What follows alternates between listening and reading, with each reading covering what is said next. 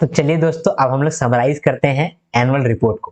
तो हम लोगों ने एनुअल रिपोर्ट में कैसे कैसे पढ़ाई किया है। सबसे पहले हम लोगों ने देखा है कि इस रिपोर्ट में ग्लोबल लेवल पे क्या बात हुआ है और इंडिया लेवल पे क्या बात हुआ है रिलेटेड टू ग्रोथ, इन्फ्लेशन और डेवलपमेंट। इसके बाद हम लोगों ने देखा कि आरबीआई जो है वो इस एनुअल रिपोर्ट में 4 जगह के लिए बात कहा गया है। बैंकिंग सेक्टर के लिए कुछ बात कहा है आरबीआई, कुछ बात गवर्नमेंट ऑफ इंडिया के लिए कहा है, कुछ बात वो अपने लिए कहा है यानी कि आरबीआई के लिए कहा है, और कुछ बात वो फॉरेनर्स के लिए कहा है। तो सारा बात को भी हम लोग समझेंगे, ठीक है, जो कि government of India, RBI, bank और फॉरेनर्स के लिए कहा गया है, वो सबको भी हम लोग समझेंगे। और साथ में ये भी समझेंगे कि वर्ल्ड और इंडिया के लेवल पे क्या बात कहा गया है रिलेटेड टू ग्रोथ, इन्फ्लेशन और डेवलपमेंट। तो हम लोग स्टार्ट करते हैं। सबसे पहले ग्लोबल लेवल का ग्रोथ के बारे में बात कहा गया। देखिए, इस रिपोर्ट में आरबीआई जो है वो अपना डेटा कम दे रहा है और दूसरे का डेटा ज्यादा दे रहा है, क्योंकि आरबीआई चाहता है कि लोग उस पर उंगली ना उठाएं और आरबीआई का बात रिलायबल हो पाए। तो आरबीआई का बात रिलायबल तब होगा जब इंटरनेशनल ऑर्गेनाइजेशन का डेटा आरबीआई भी देगा। इसीलिए ग्रोथ को लेकर के आरबीआई क्या कहता है कि आईएमएफ के द्वारा जो रिपोर्ट जारी किया जाता है, जिसका नाम है वर्ल्ड इकोनॉमिक आउटलुक, उसके हिसाब से जो ग्लोबल ग्रोथ है वो 3.2% है 2023 में, जो कि कम है 3.5% से। अक्सर देखा गया है कि 3.5% ग्लोबल ग्रोथ रहता है, लेकिन इस बार 3.2% है, यानी कि कम है। इसका रीजन क्या है? क्लाइमेट चेंज बहुत बड़ा रीजन है। बहुत सारे देशों में क्लाइमेट चेंज हो रहा है। जियो पॉलिटिक्स एक रीजन है, लड़ाई झंझट हो ही जा रहा है बहुत सारे देशों में। इन्फ्लेशन और रिस्ट्रिक्टेड मॉनेटरी पॉलिसी, ये भी एक रीजन है जिसकी वजह से हमारा जो ग्रोथ है, ग्लोबल ग्रोथ, वो कम है। कितना है? 3.2%।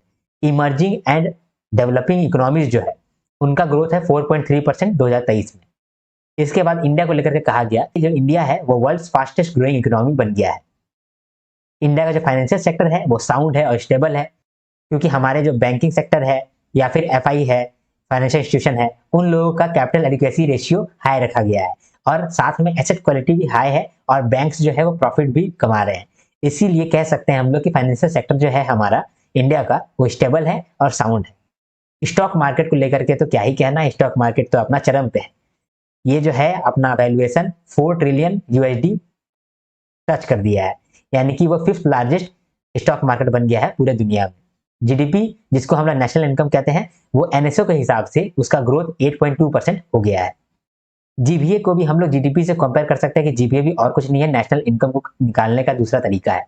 जीडीपी और जीबीए दो नाम है, लेकिन दोनों का काम एक ही है, नेशनल इनकम निकालना। तो जीडीपी का ग्रोथ है 8.2%, जीबीए का ग्रोथ है 7.2%। जीबीए में यानी कि नेशनल इनकम में एग्रीकल्चर का कितना सपोर्ट है, एग्रीकल्चर का कितना कंट्रीब्यूशन है, तो 18% कंट्रीब्यूशन है।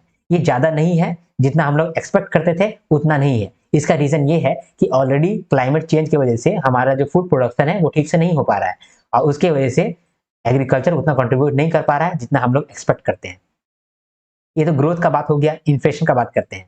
इन्फ्लेशन में हम लोगों ने देखा कि पूरे देश में, पूरे दुनिया में रिस्ट्रिक्टिव मॉनेटरी पॉलिसी लाया गया है, इंटरेस्ट रेट हाई किया गया है ताकि इन्फ्लेशन डाउन हो सके। तो 2022-23 में सारे देशों के द्वारा इन्फ्लेशन को डाउन करने के लिए हाई इंटरेस्ट रेट किया गया था, जिसकी वजह से, जिसके रिजल्ट की वजह से हम लोग इन्फ्लेशन अभी थोड़ा सा कम देखेंगे। तो 2022 से देखा जा रहा है कि इन्फ्लेशन कम होता जा रहा है। अभी 2023 में कितना इन्फ्लेशन है? 6.8% इन्फ्लेशन है ग्लोबल लेवल पे। इंडिया लेवल पे क्या है इन्फ्लेशन? तो इंडिया को देखा जाए तो जो हेडलाइन इन्फ्लेशन है, जिसको हम लोग रिटेल इन्फ्लेशन कहते हैं, जिसको हम लोग कंज्यूमर प्राइस इंडेक्स यानी कि सीपीआई कहते हैं, वो है 4.4%। यहाँ पर देखा गया है कि हमारा जो इन्फ्लेशन है उसका मेन कारण है फूड इन्फ्लेशन। हमारे देश में फूड इन्फ्लेशन बहुत तेजी से बढ़ रहा है।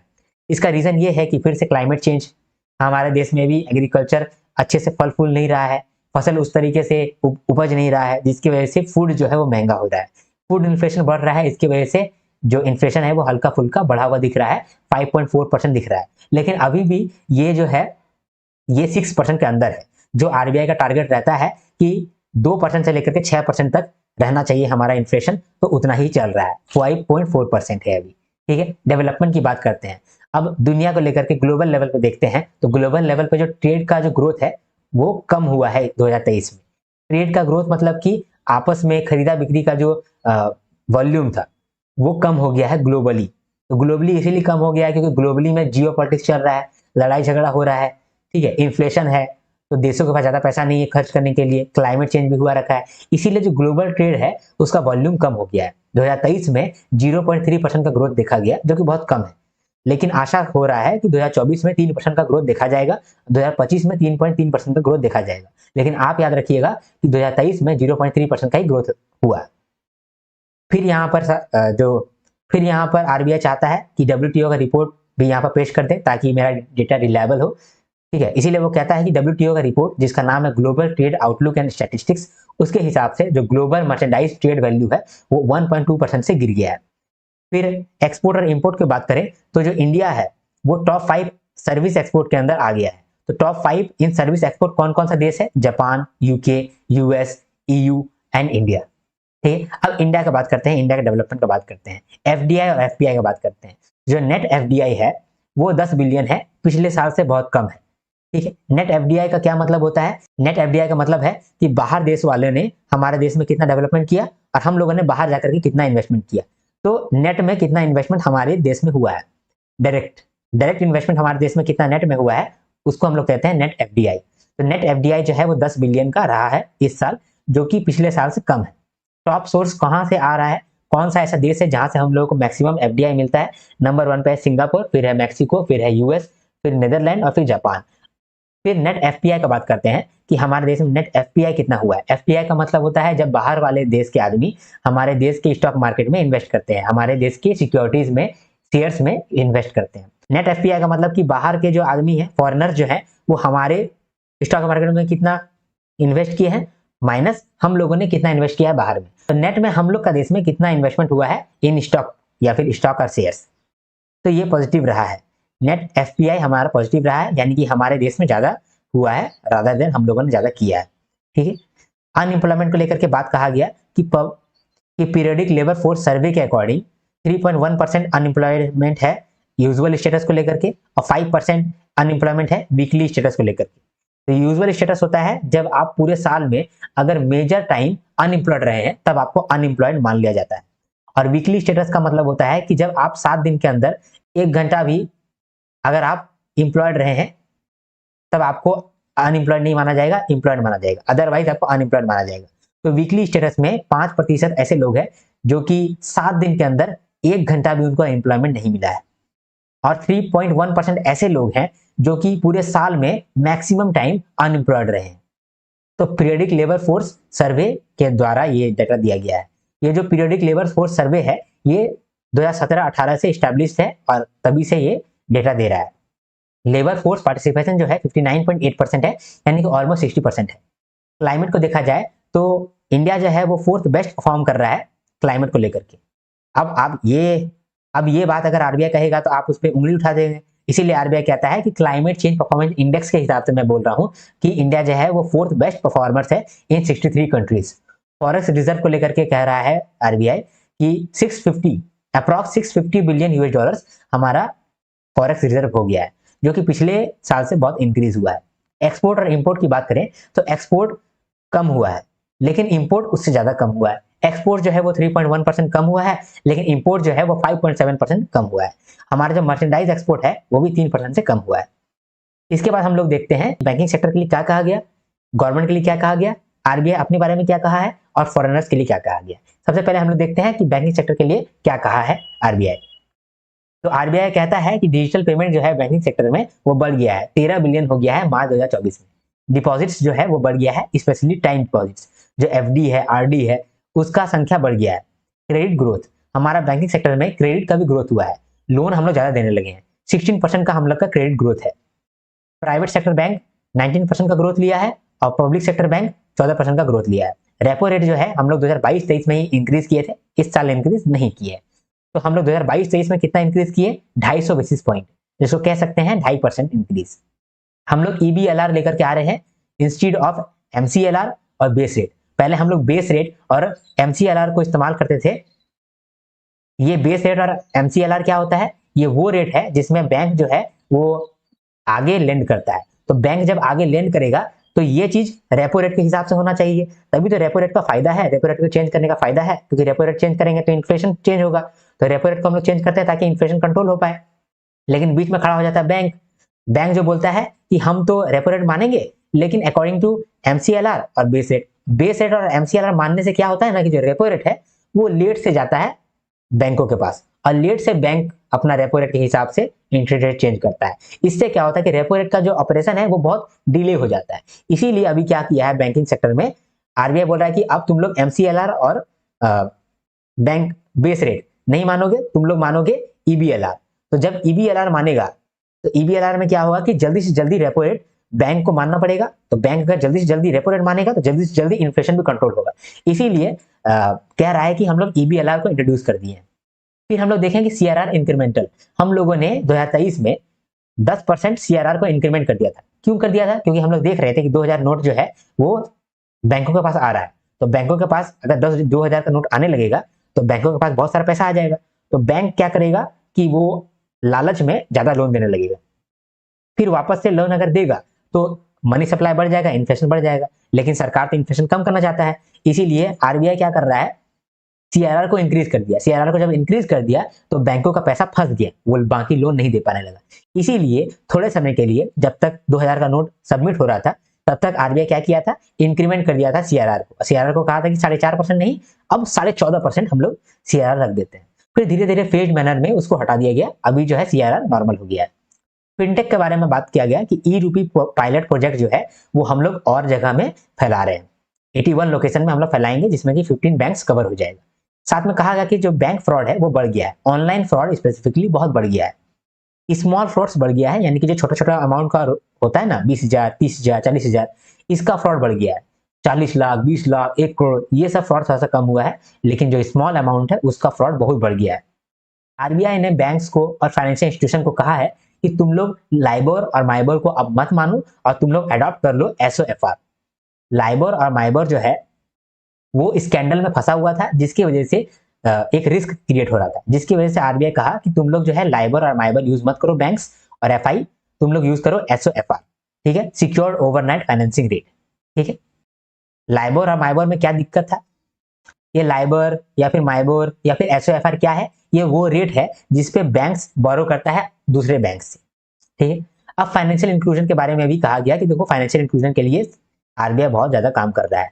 आरबीआई ये चाह रहा था कि हर 5 किलोमीटर रेडियस में बैंकिंग सर्विसेज पहुंच जाए, और जो हिली एरियाज है वहां पर जहां पर भी 500 हाउस होल्ड है तो उस एरिया में हम लोग बैंकिंग सर्विसेज पहुंचा दें।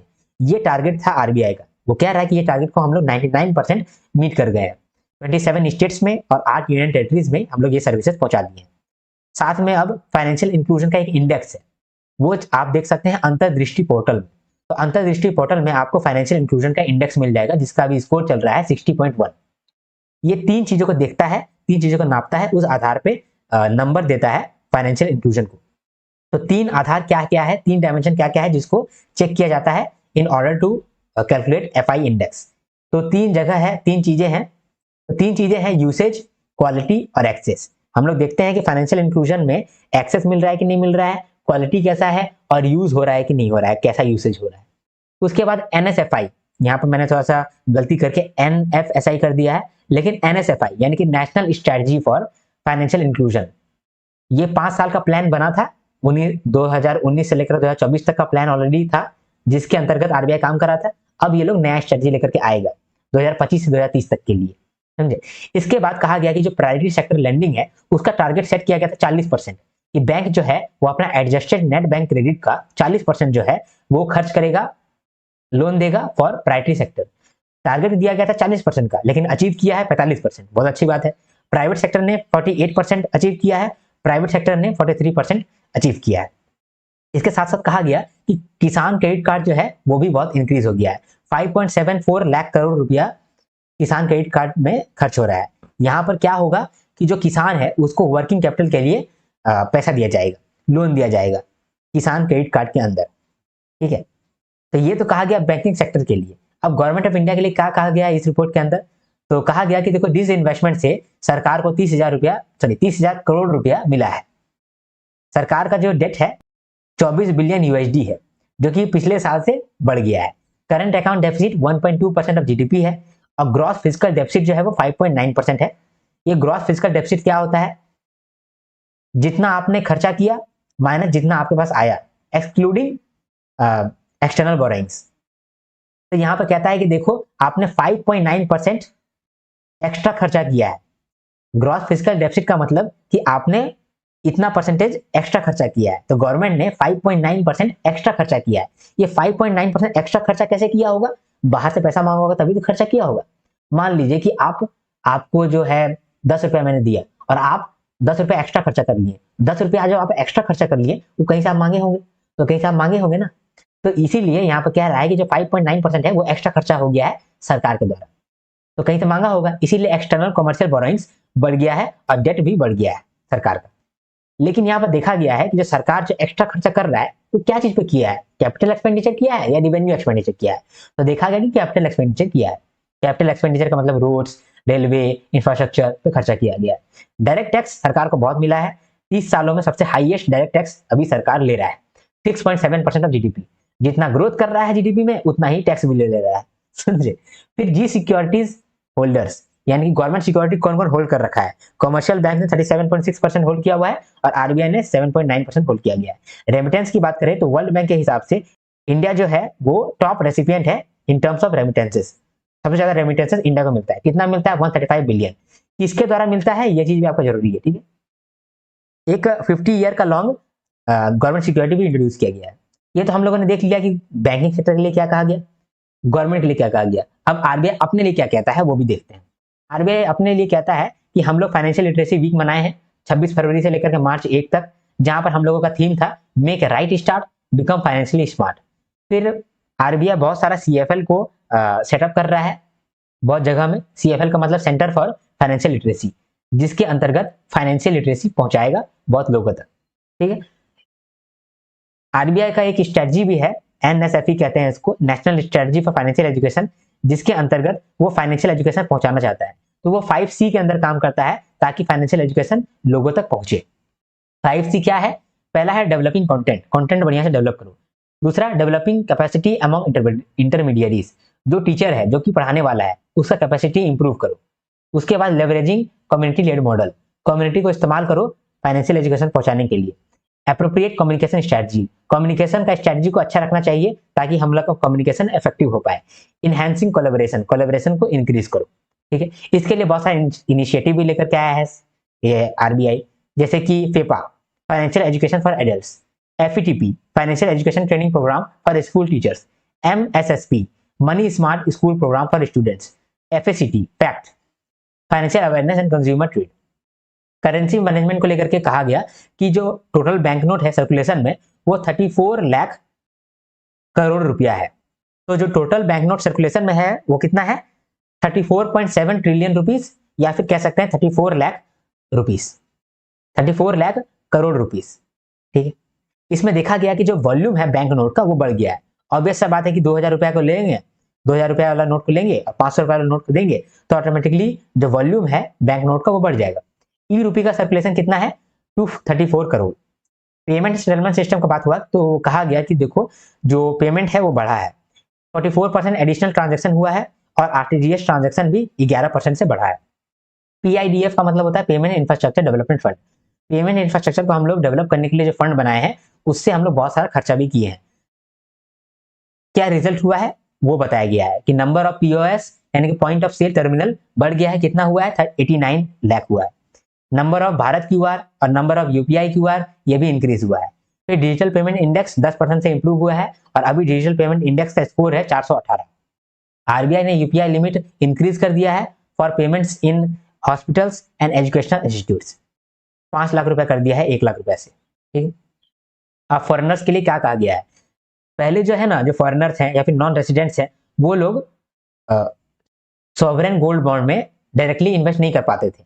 उन लोगों को रिस्ट्रिक्शन फेस करना पड़ता था, परमिशन लेना पड़ता था। लेकिन अब जो है उन लोगों को परमिशन नहीं लेना पड़ेगा, वो लोग बिंदास सॉवरेन गोल्ड बॉन्ड ले सकते हैं। उसके बाद एलआरएस यानी कि लिबरलाइज्ड रेमिटेंस स्कीम, जिसके अंतर्गत जो आईएफएससी है अब वो लोग जो आरबीआई से पैसा कन्वर्ट करा करके अपना अकाउंट में रखता था ताकि वो लोग बाहर में इन्वेस्ट कर पाए।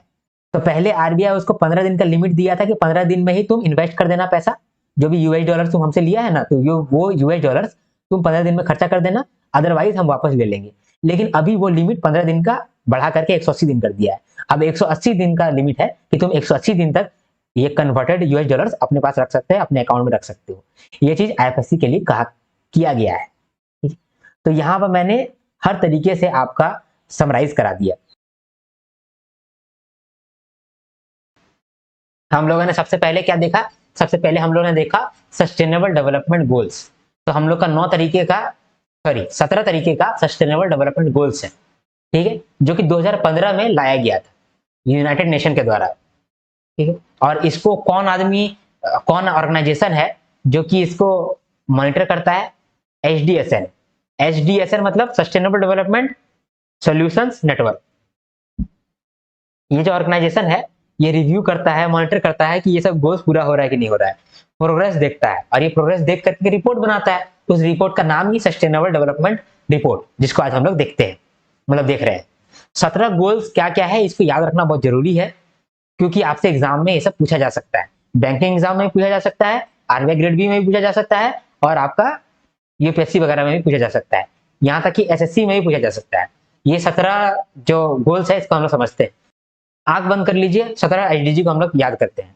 सबसे पहले जब आप सिंगल रहते हैं तो आपको पॉवर्टी का चिंता होता है, तो नंबर 1 हो गया नो पॉवर्टी। जब आप डबल हो जाते हैं यानी कि रिलेशनशिप में आ जाते हैं, फिर आप सोचते हैं कि किस तरह से आप अपने जो फैमिली है उसको चलाएंगे, तो ढुसका पूरी खाएंगे, जिंदगी यूं ही बिताएंगे, ठीक है। तो 2 नंबर में आ गए तो आप आ गए हंगर, तो नो हंगर। तीसरा नंबर में आ गए जब आपका फैमिली में 3 जन हो गए, यानी कि आपका नया नया बच्चा हुआ है, तो नया नया बच्चा हुआ तो उसका आपको हेल्थ देखना पड़ेगा, तो क्वालिटी हेल्थ। चौथा नंबर में क्या हो गया? क्वालिटी एजुकेशन, क्योंकि आपका अब 2 बच्चा हो गया तो उसको एजुकेशन भी देना पड़ेगा। अब 5वां नंबर, आपका फैमिली में 5 मेंबर आ गया, यानी कि तीसरा बच्चा हो गया।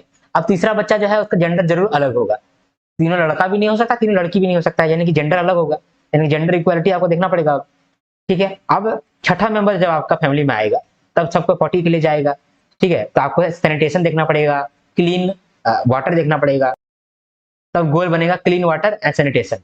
7वां बहुत मैजिकल नंबर होता है, तो 7वां जब नंबर आएगा आपको रिन्यूएबल एनर्जी सिखा के जाएगा। 8वां नंबर में आ गया good job economic growth. 8 number जो है वो दिखता है इन्फिनिटी का जैसा, तो इन्फिनिटी में आपको क्या चीज चाहिए? अच्छा जॉब चाहिए, अच्छा पैसा चाहिए, ग्रोथ चाहिए, तो 8 नंबर में आ गया good job and economic growth. 9 से आ गया इनोवेशन एंड इंफ्रास्ट्रक्चर।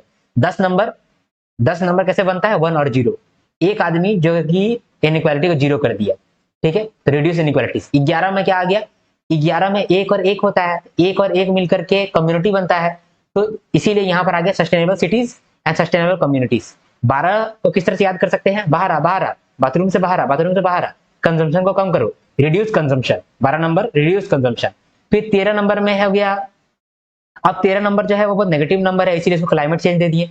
14 और 15 नंबर में हम लोग दे दिए वाटर लाइफ और लैंड लाइफ। 16 नंबर मतलब एक छक्के ने वर्ल्ड कप नहीं जीता है, यानी कि जस्टिस मांग रहा है, पीस मांग रहा है। और 17 नंबर मतलब कि पार्टनरशिप करेंगे फॉर ग्लोबल अचीवमेंट, ठीक है।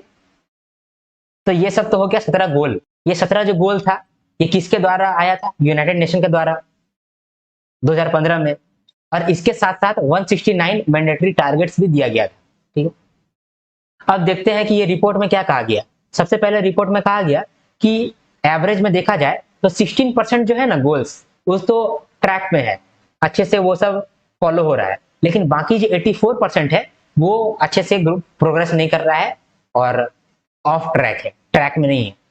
जिसमें से कि 4 ऐसा एसडीजी है जो कि बहुत क्रूशल है, कंसर्निंग है, लेकिन वो सब ट्रैक में नहीं है, जैसे कि एसडीजी 2, 11, 15 और 16। ब्रिक्स कंट्रीज और ब्रिक्स प्लस कंट्रीज, ये जो है ग्लोबल स्पीड को आउटपेस कर दिया है, यानी कि इससे भी ज्यादा स्पीड में ये लोग चल रहा है। अब क्या क्या चीज चिंता का विषय है? एसडीजी 2 के अंदर ओबेसिटी रेट्स, ये चिंता का विषय है। एसडीजी 15 के अंदर रेड लिस्ट इंडेक्स, ये चिंता का विषय है। एसडीजी 16 में प्रेस फ्रीडम, ये चिंता का विषय है। एसडीजी 12 में नाइट्रोजन मैनेजमेंट, ये चिंता का विषय है। और एसडीजी 3 में लाइफ एक्सपेक्टेंसी एट बर्थ, ये चिंता का विषय है। अगर कोई एसडीजी ऐसा है जो कि अच्छा काम कर रहा है पूरे दुनिया में, वो है एसडीजी 9। एसडीजी 9 मतलब इनोवेशन। कौन सा कंट्री है जो कि अच्छा ग्रोथ में है, अच्छा रास्ता में है? Finland, Sweden, Denmark, Germany, France. कौन सा कंट्री अच्छा ग्रोथ में नहीं है? पुअरेस्ट कंट्री, जो गरीब कंट्रीज है वो लोग अच्छा स्थिति में नहीं है। इंडिया का क्या परफॉर्मेंस है? इंडिया का रैंक है 109। कौन सा एसडीजी में इंडिया अच्छा परफॉर्म कर रहा है? एसडीजी 1 और एसडीजी 4, नो पॉवर्टी और क्वालिटी एजुकेशन। कौन सा ऐसा एसडीजी है जहां पर इंडिया अच्छा परफॉर्म नहीं कर रहा है? एसडीजी 11 यानी कि sustainable cities and sustainable communities, Hindu Hindu लड़ाई लड़ाई, और एसडीजी 13 क्लाइमेट एक्शन टारगेट्स। ठीक है। अब यहां पर हम लोगों ने देखा कि सस्टेनेबल डेवलपमेंट ग्रोथ अच्छा से नहीं हो पा रहा है उन कंट्रीज में जहां पर पैसा नहीं है, जो गरीब कंट्रीज है। तो गरीब कंट्रीज है तो उसके लिए कुछ उपाय करना पड़ेगा। हम लोग नया नया इंस्टीट्यूशन बनाते हैं जो क्या करेगा, फाइनेंसिंग करेगा। तो नया नया इंस्टीट्यूशन हम लोग लेकर के आएंगे जो कि फाइनेंसिंग करेगा। किसको करेगा? लो इनकम कंट्रीज को और लो एंड मिडिल इनकम कंट्रीज को। ठीक है, ताकि उन लोगों को लॉन्ग टर्म कैपिटल मिल पाए, ताकि सस्टेनेबल डेवलपमेंट हो पाए। हंगर और ओबेसिटी बहुत चिंता का विषय बना हुआ है। ऐसा लग रहा है कि 2030 तक 600 मिलियन व्यक्ति ऐसा होगा जो कि हंगर और ओबेसिटी रेट से ग्रसित होगा। उसके बाद दूसरा चिंता का विषय है global green house gas emissions. तो ग्रीन हाउस गैस एमिशन में सबसे ज्यादा जो कंट्रीब्यूट करता है वो करता है अफूलो सेक्टर। अफूलो सेक्टर मतलब agriculture, forestry and other land use sectors. Global cooperation बहुत अच्छा चीज है और ये जब नहीं मिलता है तब आपका गोल पूरा नहीं होता है। तो ग्लोबल कोऑपरेशन को नापने के लिए यूनाइटेड नेशन ने एक इंडेक्स बनाया है, UNMI इंडेक्स। इस इंडेक्स में जो कंट्रीज यूएन का साथ मिल करके सपोर्ट करता है यूएन को और उसका गोल्स पे काम करता है, उसको ये लोग रैंक करता है। तो टॉप 5 में कौन कौन है? Barbados, Antigua and Barbuda, Uruguay, Mauritius, Maldives. Short में याद कर सकते हैं बॉम। कौन कौन सा कंट्रीज है जो कि ग्लोबल कोऑपरेशन में सबसे नीचे आता है? United nation, Somalia, south Sudan, Israel और नॉर्थ कोरिया। इंडिया जो है 139th रैंक में है। ठीक है, अब क्या क्या रिकमेंडेशन दिया गया है? पहला रिकमेंडेशन दिया गया है कि देखो भाई, ग्लोबल कोऑपरेशन नहीं हो रहा है लेकिन ये होना चाहिए। कम से कम 2050 तक एसडीजी जो है वो कोर होना चाहिए ग्लोबल कोऑपरेशन का। साथ में मिल करके हम लोग को सस्टेनेबल डेवलपमेंट गोल्स को पूरा करना चाहिए 2050 तक। ठीक है, ये पहला रिकमेंडेशन था। दूसरा रिकमेंडेशन था कि ग्लोबल कोऑपरेशन को लेकर के हम लोगों को मॉनिटरिंग करना चाहिए। तो मॉनिटरिंग करने के लिए हम लोग को यूएन एजेंसी को स्ट्रांग बनाना चाहिए ताकि वो लोग मॉनिटर कर पाए कि कौन सा देश यूएन के साथ मिलकर के काम कर रहा है और कौन नहीं कर रहा है। तीसरा जो है टेक्नोलॉजिकल रिस्क को कम करना है।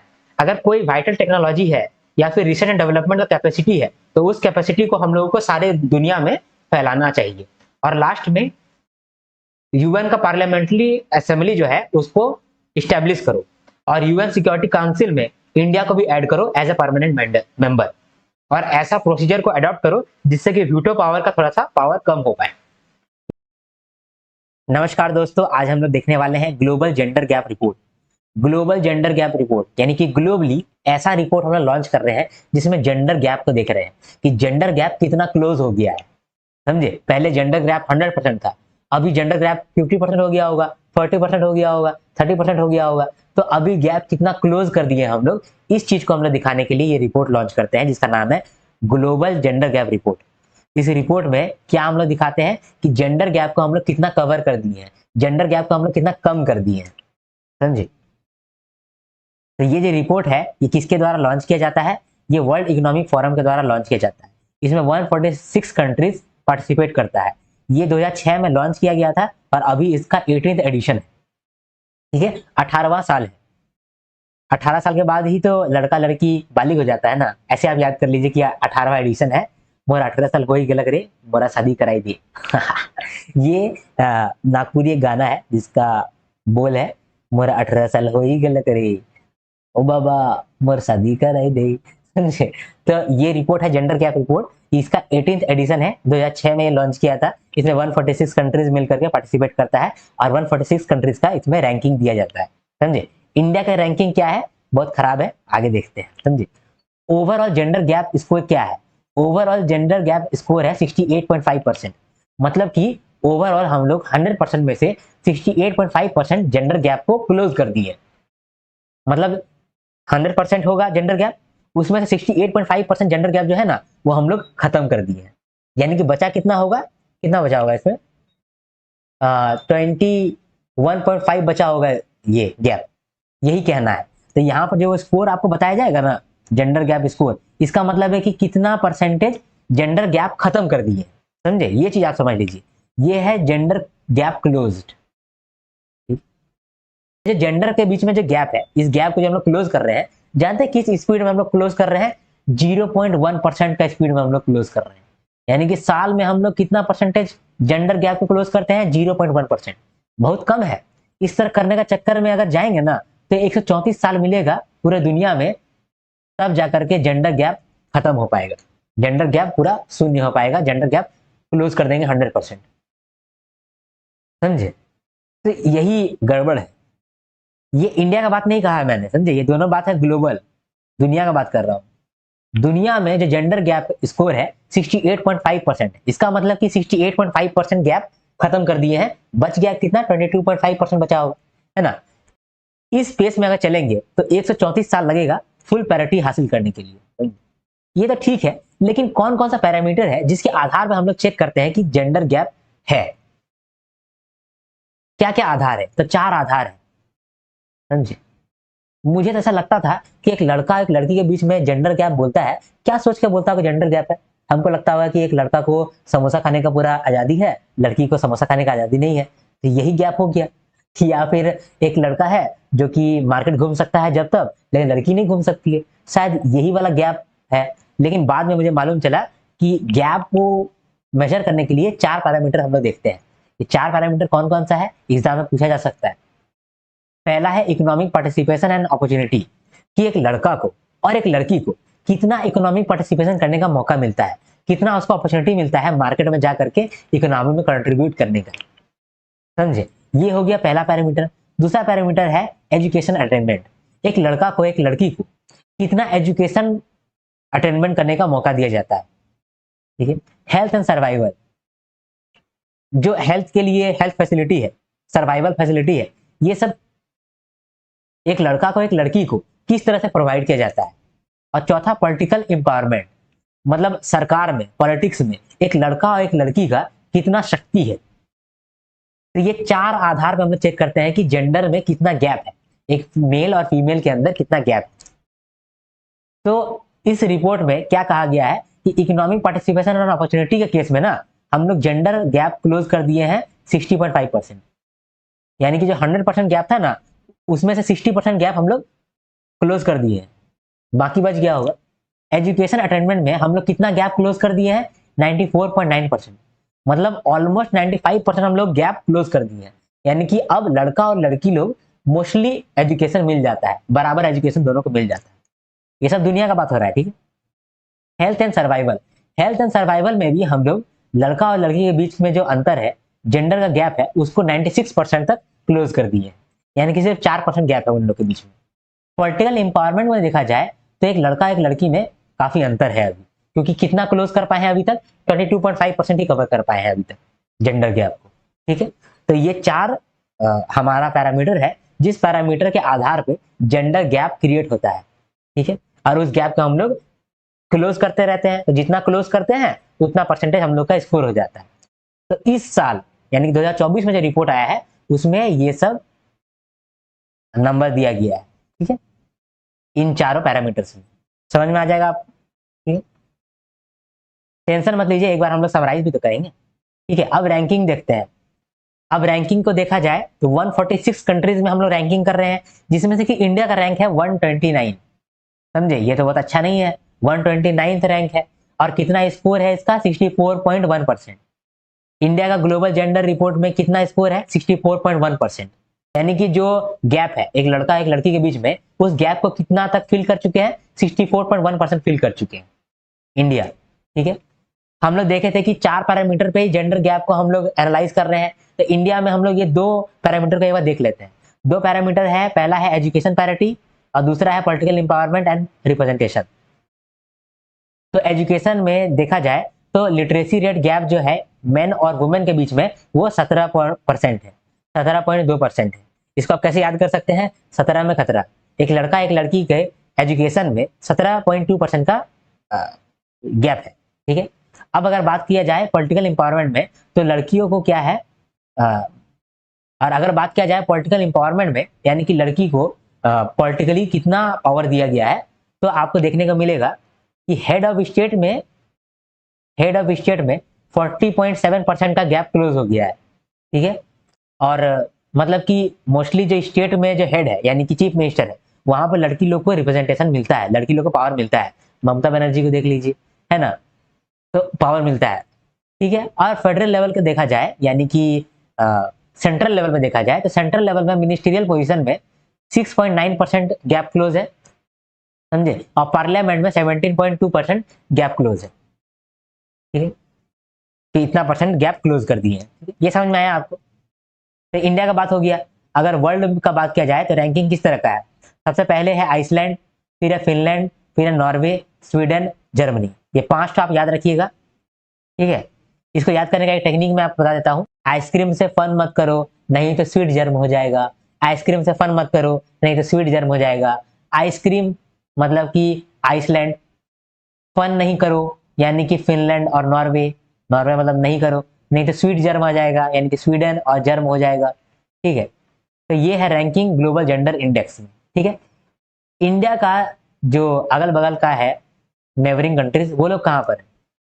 सब कोई ना इंडिया से अच्छा स्थिति में है। बांग्लादेश 99 रैंक में है, चाइना 106, नेपाल 117, श्रीलंका 122, भूटान 124। तो यहाँ पर देखिए बांग्लादेश, चाइना, नेपाल, श्रीलंका, भूटान सब कोई इंडिया से अच्छा रैंक में है, इंडिया से ऊपर वाला रैंक में है। सिर्फ एक आदमी पाकिस्तान, ये इंडिया से घटिया रैंक में है। रहना भी चाहिए, वहीं रहे, नीचे ही रहे, समझे। लेकिन ये देखिए पाकिस्तान भी कहाँ पर है? 146 कंट्रीज में से 145th में है। बताइए, ये तो एकदम लास्ट है जेंडर गैप इंडेक्स में। क्योंकि पाकिस्तान में तो आप देखते हैं लड़कियों का कुछ इज्जत होता है? कुछ नहीं। लेकिन इंडिया में तो होता है यार, इंडिया भी में होता है, लेकिन इंडिया में भी अगर आप देवी को पूजा करते हैं लेकिन देवी के लिए आप कुछ काम नहीं कर पा रहे हैं, रैंक कितना है? 129 रैंक है, शर्म की बात है। और हमारे ऊपर बांग्लादेश है, चाइना है, नेपाल है, श्रीलंका है, भूटान है। सोचने वाली बात है, समझे। तो ये है रिपोर्ट। यहाँ पर मैंने ओवरऑल आपको हर चीज बता दिया है। आपको ऐसा लगता होगा कि सर इतना ही तो आपने बताया है, कहाँ कुछ ज्यादा बताया है। लेकिन अगर आप दूसरा कोई वीडियो देखोगे ना, तब आपको मिलेगा कि इतना ही पढ़ाने के लिए लोग कितना ही बड़ा वीडियो बना रहे हैं। ठीक है, तो मैं आपको यहाँ पर सब कुछ समझा दिया। ओके, एक बार हम लोग फाइनलाइज करते हैं इसको, मतलब कि समराइज करते हैं। ठीक है, तो जेंडर गैप रिपोर्ट की बात कर रहे हैं हम लोग। तो जेंडर गैप रिपोर्ट क्या कहता है कि एक लड़का और एक लड़की के बीच में कितना अंतर हो गया है, उस अंतर को अब तक हम लोगों ने कितना क्लोज किया है, यही बताता है ग्लोबल जेंडर गैप रिपोर्ट 2024। इस बार का जो रिपोर्ट है इसका 18th एडिशन है, यानी 18वां एडिशन है। इसमें 146 कंट्रीज को रैंकिंग दिया जाता है। ये जो रिपोर्ट है ये किसके द्वारा लॉन्च किया जाता है? वर्ल्ड इकोनॉमिक फोरम के द्वारा। ठीक है, अभी ओवरऑल जेंडर गैप स्कोर जो है वो 68.5% है। मतलब कि हम लोग पूरे दुनिया में लड़का और लड़की के बीच में जो अंतर है उसमें हम लोग 68.5% फिल कर दिए, उस अंतर को 68.5% से कम कर दिए। ठीक है, किस पेस पे हम लोग कम कर रहे हैं, किस स्पीड से हम लोग कम कर रहे हैं? पिछले साल से अभी तक हम लोग 0.1% इंक्रीज किए हैं। ये बहुत कम इंक्रीज है। अगर इसी इंक्रीज में हम लोग जाएंगे तब हम लोग फुल इक्वालिटी लाने के लिए 134 साल का समय लगाएंगे। तो अगर हम लोगों को एक लड़का एक लड़की के बीच में जेंडर गैप को कम करना है, जीरो करना है, तो हम लोग को 134 साल लग जाएगा। ठीक है, हम लोग किस आधार पे जेंडर गैप को डिसाइड करते हैं? 4 आधार है जिसपे हम लोग डिसाइड करते हैं कि एक लड़का एक लड़की के बीच में जेंडर गैप है। ठीक है, वो 4 पैरामीटर कौन कौन से हैं? पहला है इकोनॉमिक पार्टिसिपेशन एंड अपॉर्चुनिटी, एक लड़का को एक लड़की को कितना मौका मिलता है इकोनॉमी में कंट्रीब्यूट करने में और मार्केट में जाकर के पार्टिसिपेट करने में। दूसरा पैरामीटर है एजुकेशन अटेनमेंट, एक लड़का को एक लड़की को एजुकेशन अटेनमेंट में कितना प्रॉब्लम फेस करना पड़ता है। तीसरा health and survival, health facility में कितना एक्सेस है एक लड़का का एक लड़की का, ये तीसरा पैरामीटर है। चौथा पैरामीटर है पॉलिटिकल एम्पावरमेंट, एक लड़की को एक लड़का को पॉलिटिकली कितना एम्पावर किया जाता है। ठीक है, अगर इस बार का हम लोग स्कोर देखें तो इकोनॉमिक पार्टिसिपेशन एंड अपॉर्चुनिटी में स्कोर है 60.5%, यानी कि 60.5% गैप हम लोग फिल कर दिए। ठीक है, एजुकेशनल अटेनमेंट में हम लोग 94.9% गैप फिल कर दिए। हेल्थ एंड सर्वाइवल में हम लोग 96% गैप फिल कर दिए हैं। और पॉलिटिकल इंपावरमेंट में हम लोग 22.5% गैप ही फिल कर पाए हैं। ठीक है, ये तो हो गया पैरामीटर जिस आधार पे हम लोग जेंडर गैप को मतलब नापते हैं। रैंकिंग देखा जाए तो पहला 5 कंट्री का नाम आपको याद रखना चाहिए, साथ में कितना इसका स्कोर है ये भी आपको याद रखना चाहिए। आइसलैंड पहला नंबर, दूसरा नंबर फिनलैंड, तीसरा नंबर नॉर्वे, चौथा नंबर स्वीडन, 5वां नंबर जर्मनी। इसको याद कैसे करेंगे? आइस मत खाओ, आइस से फन मत करो, नहीं तो स्वीट जर्म हो जाएगा। आइस से फन मत करो, नहीं तो स्वीट जर्म हो जाएगा। आइसलैंड फन मत करो, फिनलैंड नहीं तो यानी कि नॉर्वे, स्वीट जर्म हो जाएगा यानी कि स्वीडन और जर्मनी। ठीक है, इंडिया का क्या रैंकिंग है? इंडिया का रैंकिंग बहुत खराब है, इंडिया का रैंकिंग है 129, समझे, और हमारा स्कोर कितना है 64.1%, यानी कि हम लोग 64.1% गैप को फिल कर पाए हैं अभी तक। ठीक है, इंडिया में अगर देखा जाए तो 4 पैरामीटर में 2 पैरामीटर को देखते हैं हम लोग। एक एजुकेशनल अटेनमेंट, तो एजुकेशन अटेनमेंट का देखा जाए तो यहाँ पर लिटरेसी रेट का जो गैप है ना वो 17.2% है, यानी 17 में खतरा, समझे। फिर अगर पॉलिटिकल एम्पावरमेंट पैरामीटर को देखेंगे तो इंडिया में क्या है कि जो हेड ऑफ स्टेट इंडिकेटर है वहां पर स्कोर 40.7% है, यानी कि ओके है। लेकिन सेंट्रल लेवल पे यानी कि फेडरल लेवल पे स्कोर थोड़ा सा कम है। मिनिस्ट्रियल पोजीशन में लड़कियों को कम स्पेस मिलता है, कम रिप्रेजेंटेशन मिलता है, इसीलिए वहां पर स्कोर है 6.9% और पार्लियामेंट में स्कोर है 17.2%। ठीक है, अगर पड़ोसियों की बात करें तो पड़ोसियों में पाकिस्तान जो है वो लास्ट सेकंड स्टेज में है, समझे। 146 कंट्रीज है टोटल और पाकिस्तान का रैंक है 145। बताइए, हंसने का बात है नहीं, चिंताजनक बात है, क्योंकि पाकिस्तान को छोड़िए बाकी जो नेबरिंग कंट्रीज है वो तो आगे है।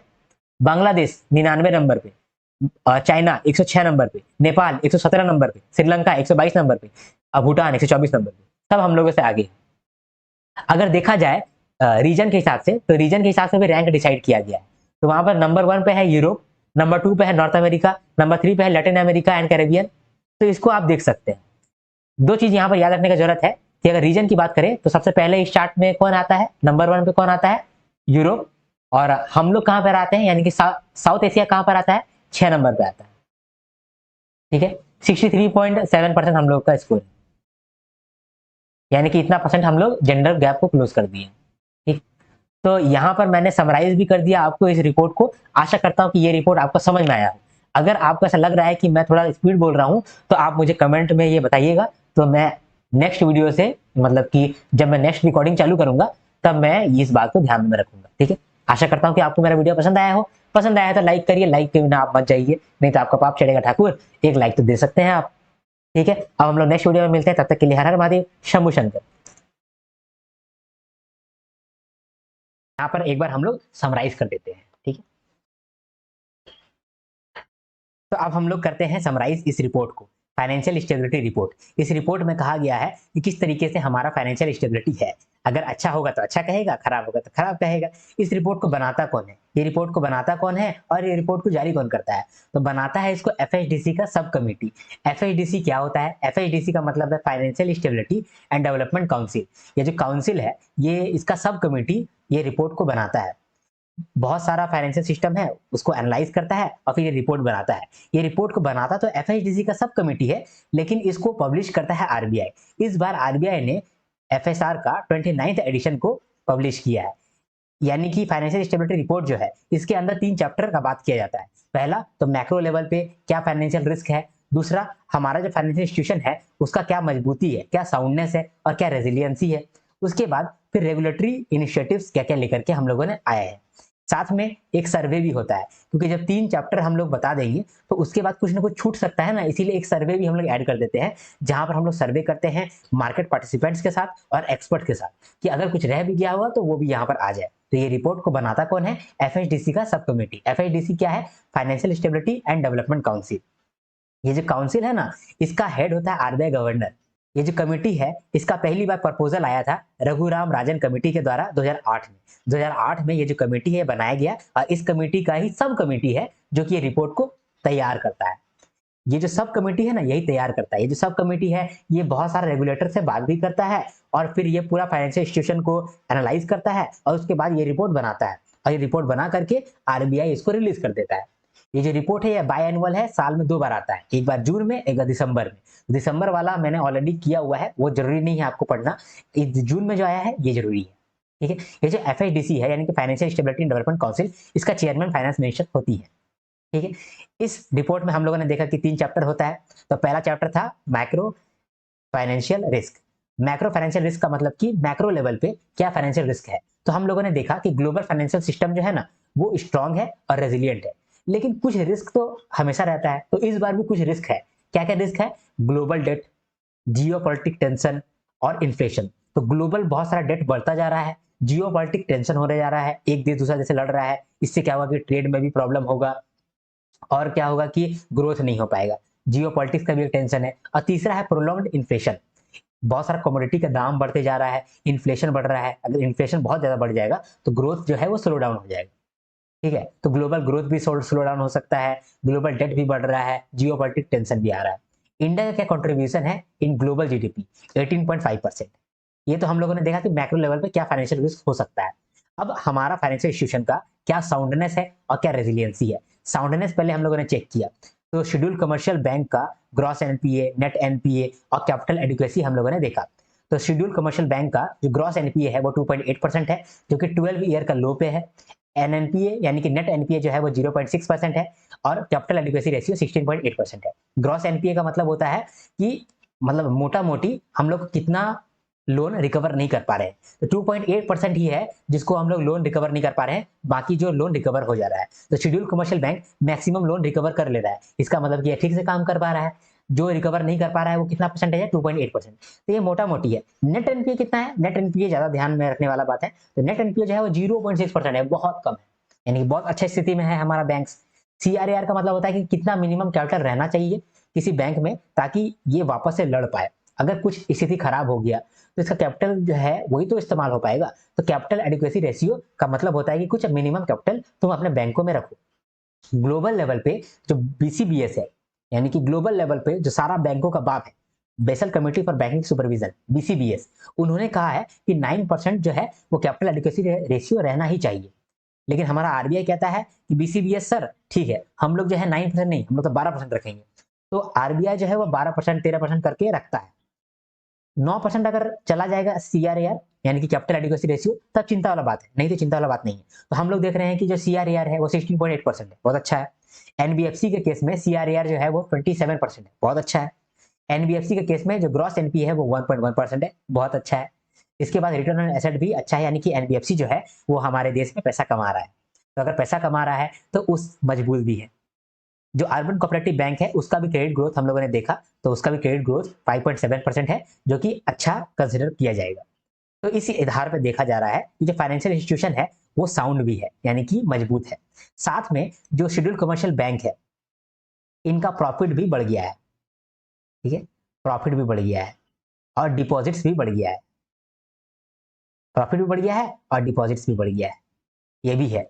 तो देखिए सारा बात जो है वो पॉजिटिव है, इसी की वजह से जो फाइनेंशियल इंस्टीट्यूशन का साउंडनेस है वो अच्छा है, यानी कि वो मजबूत है। अब रेजिलियंसी का बात करें, यानी कि वो मजबूत तो है लेकिन स्ट्रेस झेल पाएगा कि नहीं झेल पाएगा, ये भी देखते हैं। तो रेजिलियंसी में हम लोग एक टेस्ट करते हैं, मैक्रो स्ट्रेस टेस्ट। हम लोग उसको स्ट्रेस देते हैं, जो भी हमारा सिस्टम है सिस्टम को स्ट्रेस देते हैं और देखते हैं कि किस स्ट्रेस में वो किस तरीके का स्थिति में रहेगा। तो हमारा बैंक जो है उसको 3 स्ट्रेस से गुजराया गया, एक बेसलाइन स्ट्रेस, मीडियम स्ट्रेस और सीवियर स्ट्रेस। देश में जो 46 मेजर बैंक है उन लोगों को ये स्ट्रेस देखा गया और देखा गया कि बेसलाइन सिनेरियो में जो मेजर बैंक्स है उसका जो कैपिटल एडिक्वेसी रेशियो है वो 16.1% रहेगा, मीडियम सिनेरियो में 14.4% रहेगा और सीवियर सिनेरियो में 13% रहेगा, यानी कि 9% से नीचे नहीं जा रहा है, यानी कि ये बहुत अच्छा स्थिति में है, ये लड़ने लायक भी है हमारा बैंक्स। हम लोग 46 मेजर बैंक को ही क्यों यहाँ पर एड्रेस करते हैं, क्यों इसी का सिर्फ टेस्ट करते हैं, बाकी का टेस्ट क्यों नहीं किए? क्योंकि जो 46 मेजर बैंक है ना, अगर ये डूबेगा तो बहुत प्रॉब्लम आ जाएगा, लेकिन अगर ये नहीं डूबेगा तो हम लोग किसी तरह से रिकवर भी कर सकते हैं। इसीलिए हम लोग जो 46 मेजर मेजर बैंक है उसी को टेस्ट किए। ठीक है, तो हम लोग ये जाने कि जो फाइनेंशियल सिस्टम है हमारा, फाइनेंशियल इंस्टीट्यूशन है, उसका उसमें साउंडनेस भी है और रेजिलियंसी भी है।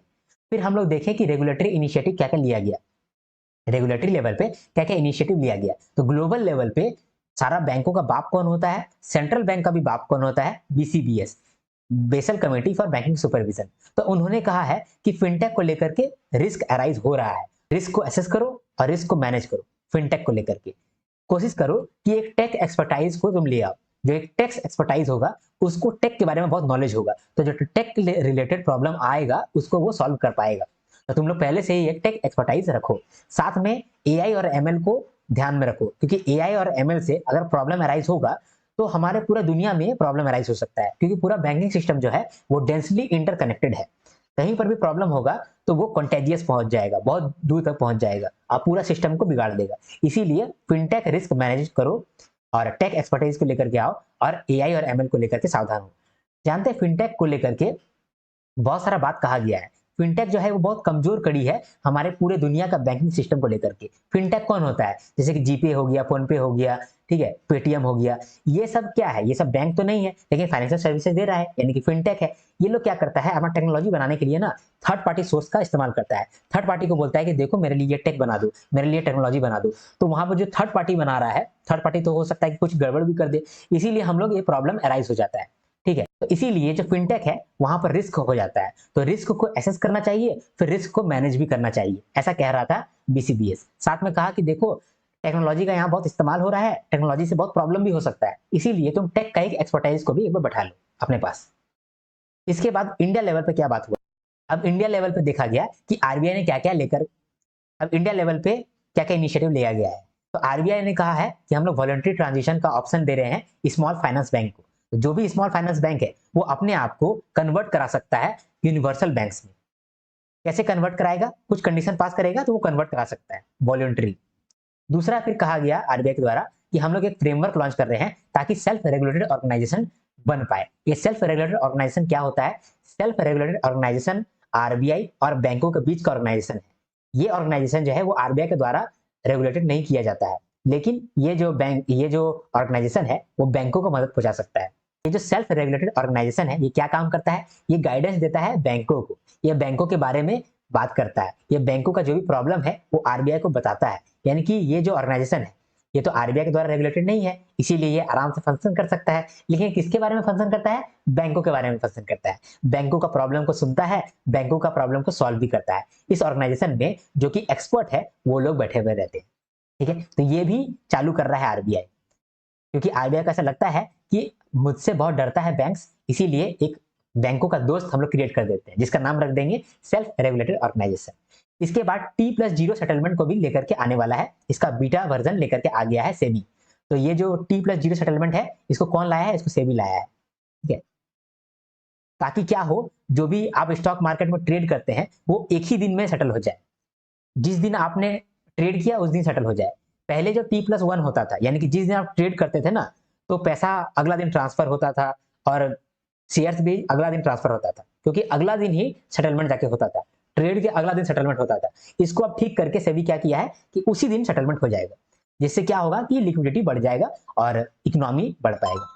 साथ में एआईएफ डायरेक्शंस भी आया, आरबीआई बहुत सारा अल्टरनेट इन्वेस्टमेंट फंड को लेकर के डायरेक्शन भी जारी किया। इसके अंदर बैंक्स को क्या कहा गया? इसके अंदर बैंक्स को कहा गया कि देखो बैंक्स, जो भी तुम्हारा डेटर है जिससे तुमको पैसा मिलने वाला है, डेटर कंपनी है, उसके साथ मिल करके तुम एआईएफ स्कीम में पार्टिसिपेट नहीं करना, और अगर किए हो तो 30 दिन के अंदर तुम विड्रॉ कर लो, ऐसा कहा गया इस डायरेक्शन में। ठीक है, अल्टरनेट इन्वेस्टमेंट फंड को लेकर के जो डायरेक्शन जारी किया उसमें यही चीज कहा गया। ठीक है, तो यहाँ पर हम लोगों ने तीनों चैप्टर देख लिया। 3 चैप्टर में कौन कौन सा चैप्टर था? Macro financial risk, financial institutions और रेगुलेटरी इनिशिएटिव। लास्ट में एक सर्वे किया गया जिसका नाम था सिस्टमिक रिस्क सर्वे। इसके अंदर जो भी मार्केट पार्टिसिपेंट्स होते हैं या फिर जो एक्सपर्ट्स होते हैं उन लोगों से हम लोग सर्वे करते हैं और 5 रिस्क को चेक करते हैं। वो 5 रिस्क कौन कौन सा है? Global risk, financial risk, macro economic risk, institutional risk और जनरल रिस्क। अभी हम लोगों ने कौन कौन सा रिस्क को आइडेंटिफाई किया है? Geopolitics, tightening of monetary policy across the globe, commodity price hike, cyber risk और ग्लोबल ग्रोथ स्लोडाउन। तो यहां पर मैंने आपको समराइज भी कर दिया। अब हम लोग एक बार समराइज करेंगे। ठीक, अब हम लोग समराइज करेंगे इकोनॉमिक सर्वे को। तो बजट से एक दिन पहले इकोनॉमिक सर्वे आता है जहां पर सरकार सफाई देता है कि हम लोग पिछला साल क्या क्या काम किए हैं और क्या क्या काम हुआ है। तो सरकार जो है बजट से एक दिन पहले एक सफाई देता है कि हम लोग क्या क्या काम किए हैं। इसी को हम लोग इकोनॉमिक सर्वे बोलते हैं। ये हर साल आता है, क्योंकि हर साल बजट आएगा तो हर साल इकोनॉमिक सर्वे भी आएगा। इस इकोनॉमिक सर्वे को बनाता कौन है? डिपार्टमेंट ऑफ इकोनॉमिक अफेयर्स बनाता है, जो कि मिनिस्ट्री ऑफ फाइनेंस के अंदर आता है, और इसको प्रेजेंट भी करता है मिनिस्ट्री ऑफ फाइनेंस। प्रेजेंट कौन करता है? यूनियन फाइनेंस मिनिस्टर करती है। ठीक है, तो ये जो डॉक्यूमेंट है इसको बनाता भी है और प्रेजेंट भी करता है मिनिस्ट्री ऑफ फाइनेंस। ठीक है, और ये जो है ये बताता है कि करंट स्टेट ऑफ इकोनॉमी क्या है, यानी कि अभी इकोनॉमी का क्या स्थिति बना हुआ है। और अगर ये जान लेंगे हम लोग तो ये जान पाएंगे कि हम लोग आगे और क्या क्या कर सकते हैं। तो बजट से एक दिन पहले इकोनॉमिक सर्वे आता है, इसको प्रेजेंट करता है, प्रिपेयर करता है मिनिस्ट्री ऑफ फाइनेंस। इसमें हम लोग को करंट स्टेट ऑफ इकोनॉमी के बारे में मालूम चलता है। ये एनुअल डॉक्यूमेंट है जो हर साल आता है। इसके बाद फिर हम लोग देखें कि कुछ कुछ बातें सरकार ने किया है इकोनॉमिक सर्वे में। सरकार वही सब बात करता है जो कि सरकार को सफाई देना पड़ता है। सरकार कौन कौन सा बात पेश करेगा, जो बात जनता पूछना चाहता है। जनता कौन कौन सा बात पूछना चाहता है, आप सोचिए कि जनता क्या क्या बात पूछना चाहेगा। अनएम्प्लॉयमेंट को लेकर के बात पूछना चाहेगा, क्लाइमेट चेंज को लेकर के बात पूछना चाहेगा, इन्फ्लेशन को लेकर के बात पूछना चाहेगा, सोसाइटी को लेकर के बात पूछना चाहेगा, और ग्रोथ एंड इकोनॉमी को लेकर के बात पूछना चाहेगा। क्योंकि ये सब जो है ये सबसे ज्यादा प्रॉब्लम में है। जो भी जनता सबसे ज्यादा प्रॉब्लम में रहेगा उसी को लेकर के सरकार से सवाल करेगा, और सरकार से जो चीज को लेकर के सवाल करेगा सरकार तो वही चीज को लेकर के जवाब देगा। तो सरकार ने जब जवाब दिया है तो ये सबको लेकर के जवाब देगा ना सरकार। इसीलिए अनएम्प्लॉयमेंट को लेकर के कुछ बात कहा है, इन्फ्लेशन को लेकर के अपना सफाई दिया है, क्लाइमेट चेंज को लेकर के कुछ बात कहा है, सोसाइटी को लेकर के कुछ सफाई दिया है, और ग्रोथ एंड इकोनॉमी को लेकर के भी कुछ बात कहा है। तो एक एक करके हम लोग सब कुछ देखते हैं। पहले हम लोग देखें कि अनएम्प्लॉयमेंट को लेकर के सरकार क्या बात कहा है। तो सरकार ने कहा कि अनएम्प्लॉयमेंट रेट जो है वो 3.2% है। यूथ का अनएम्प्लॉयमेंट रेट कितना है, 10% है, जो कि अभी कम हुआ है। गिग वर्कफोर्स जो है 2030 तक, फाइनेंशियल ईयर 2030 तक 2.35 करोड़ हो जाएगा। गिग वर्कफोर्स का मतलब होता है temporary workforce, for example freelancer, जो कि कॉन्ट्रैक्चुअल बेसिस पे एम्प्लॉयड है। फिर पीएलएफएस डेटा के हिसाब से हम लोगों ने देखा, पीरियोडिक लेबर फोर्स डेटा के हिसाब से हम लोगों ने देखा कि एग्रीकल्चर में 45% एम्प्लॉयड है, मैन्युफैक्चरिंग सेक्टर में 11.4% एम्प्लॉयड है, सर्विसेज सेक्टर में 28.9% एम्प्लॉयड है, कंस्ट्रक्शन सेक्टर में 13% एम्प्लॉयड है, और फीमेल लेबर फोर्स का पार्टिसिपेशन है 37%। यहाँ पर 2-3 डेटा याद रखने का जरूरत है। एग्रीकल्चर में कितना परसेंट एम्प्लॉयड है, 45%। सर्विसेज में कितना परसेंट एम्प्लॉयड है, 29% ऑलमोस्ट। फीमेल का कितना लेबर फोर्स पार्टिसिपेशन है, 37%। ये तो हो गया एम्प्लॉयमेंट का डेटा दिया गया। अब अनएम्प्लॉयमेंट का क्या नीड है वो बताया गया सरकार के द्वारा। तो सरकार ने कहा कि फाइनेंशियल ईयर 2030 तक हम लोगों को 78 लाख जॉब क्रिएट करना पड़ेगा इन नॉन फार्म सेक्टर। तो नॉन फार्म सेक्टर में 78 लाख जॉब हम लोग को बनाना पड़ेगा। इसके लिए सरकार कर क्या रहा है, सरकार ने कहा है कि हम लोग 2% ऑफ जीडीपी इन्वेस्ट करेंगे, डायरेक्ट पब्लिक इन्वेस्टमेंट करेंगे, जिससे 11 मिलियन जॉब क्रिएट होगा। यहाँ पर हम लोग मैक्सिमम जॉब जो है वो गर्ल्स के लिए प्रोवाइड करेंगे, 70% जॉब जो है वो वुमेन को हम लोग देंगे। ये तो बात हो गया अनएम्प्लॉयमेंट को लेकर के। क्लाइमेट को लेकर के बात कहा कि देखो भाई क्लाइमेट को लेकर के ज्यादा काम तो नहीं कर सकते हैं लेकिन इन्वेस्टमेंट कर सकते हैं। तो सरकार ने कहा कि हम लोग लास्ट 10 साल में क्लीन एनर्जी को लेकर के बहुत इन्वेस्टमेंट किए हैं, 85 लाख करोड़ रुपया इन्वेस्टमेंट किए। साथ में अभी हम लोग सोवरेन ग्रीन बॉन्ड भी लेकर के आए हैं, ठीक है। इसके बाद कहा गया जो भी हमारा देश में इंस्टॉल्ड इलेक्ट्रिसिटी जनरेशन कैपेसिटी है, जहां से इलेक्ट्रिसिटी बनता है, वो लोग जो है ना अपना हाफ फ्यूल जो इस्तेमाल कर रहा है वो सब नॉन फॉसिल सोर्सेज से आता है। यानी कि वो लोग जो है जो कि इलेक्ट्रिसिटी बनाता है, इलेक्ट्रिसिटी बनाने वाला जो कैपेसिटी है वो अपना आधा एनर्जी नॉन फॉसिल सोर्सेज से इस्तेमाल करता है। अच्छी बात है। ये तो बात हो गया क्लाइमेट चेंज को लेकर के। इन्फ्लेशन को लेकर के सरकार कहता है कि रिटेल इन्फ्लेशन जो है वो 5.4% है, और आरबीआई के हिसाब से अगले साल ये फिर 4.5% हो जाएगा, यानी कि बदल जाएगा, हो जाएगा, समझे। फिर फ्यूल प्राइसेस जो है वो कम कर दिया गया था सरकार के द्वारा थोड़ा बहुत। फूड इन्फ्लेशन जो है वो बढ़ गया है। फूड इन्फ्लेशन बढ़ना ही था, कितना हो गया है, 7.5% हो गया है। क्लाइमेट चेंज हो गया ना, इसकी वजह से फूड इन्फ्लेशन बढ़ गया। सरकार कहता है कि हम लोग लॉन्ग टर्म प्राइस स्टेबिलिटी के लिए कुछ काम करने वाले हैं। क्या क्या काम करने वाले हैं, हम लोग पल्सेस कल्टीवेशन को बढ़ाने वाले हैं, एक्सपेंशन करने वाले हैं, मॉडर्न स्टोरेज फैसिलिटी बनाने वाले हैं फॉर वेजिटेबल्स, और हम लोग इफेक्टिव मॉनिटरिंग करेंगे कि कैसे कैसे प्राइस बढ़ रहा है from gate to final consumer, ठीक है। इसके बाद सोसाइटी को लेकर के बात कहा गया कि हम लोग जो है डायरेक्ट बेनिफिट ट्रांसफर किए हैं 37 लाख करोड़ का, और 81 करोड़ लोगों को फूड ग्रेन्स दिए हैं, ठीक है। इसके बाद कहा गया गिनी कोफिशिएंट जो है रूरल इंडिया में 0.26 है, अर्बन इंडिया में 0.36 है। गिनी कोफिशिएंट क्या होता है, इससे हम लोग इनकम इनइक्वालिटी को चेक करते हैं। अगर गिनी कोफिशिएंट 0 हो गया इसका मतलब कि हर व्यक्ति के पास बराबर इनकम है, इनकम जो है अनइक्वल नहीं है, इक्वल है, अगर गिनी कोफिशिएंट 0 हुआ तो। लेकिन अगर गिनी कोफिशिएंट 1 हो गया इसका मतलब कि एक ही आदमी सारा पैसा कमा रहा है, यानी कि पूरा का पूरा इनकम अनइक्वल है, ठीक है। तो गिनी कोफिशिएंट जो है वो 0 से 1 के बीच में रेंज करता है। 1 होगा तो बहुत खराब है, पूरा इनकम इनइक्वालिटी बढ़ गया है। अगर 0 हो गया इसका मतलब कि इनकम इनइक्वालिटी नहीं है, 0 है। तो गिनी कोफिशिएंट जो है रूरल एरिया में 0.26 है, गिनी कोफिशिएंट अर्बन एरिया में 0.36 है। आयुष्मान भारत को लेकर के हम लोगों ने कुछ बातें देखा कि आयुष्मान भारत कार्ड हम लोग 34 करोड़ इशू कर दिए हैं, 7 करोड़ हॉस्पिटल यहाँ पर कवर्ड है।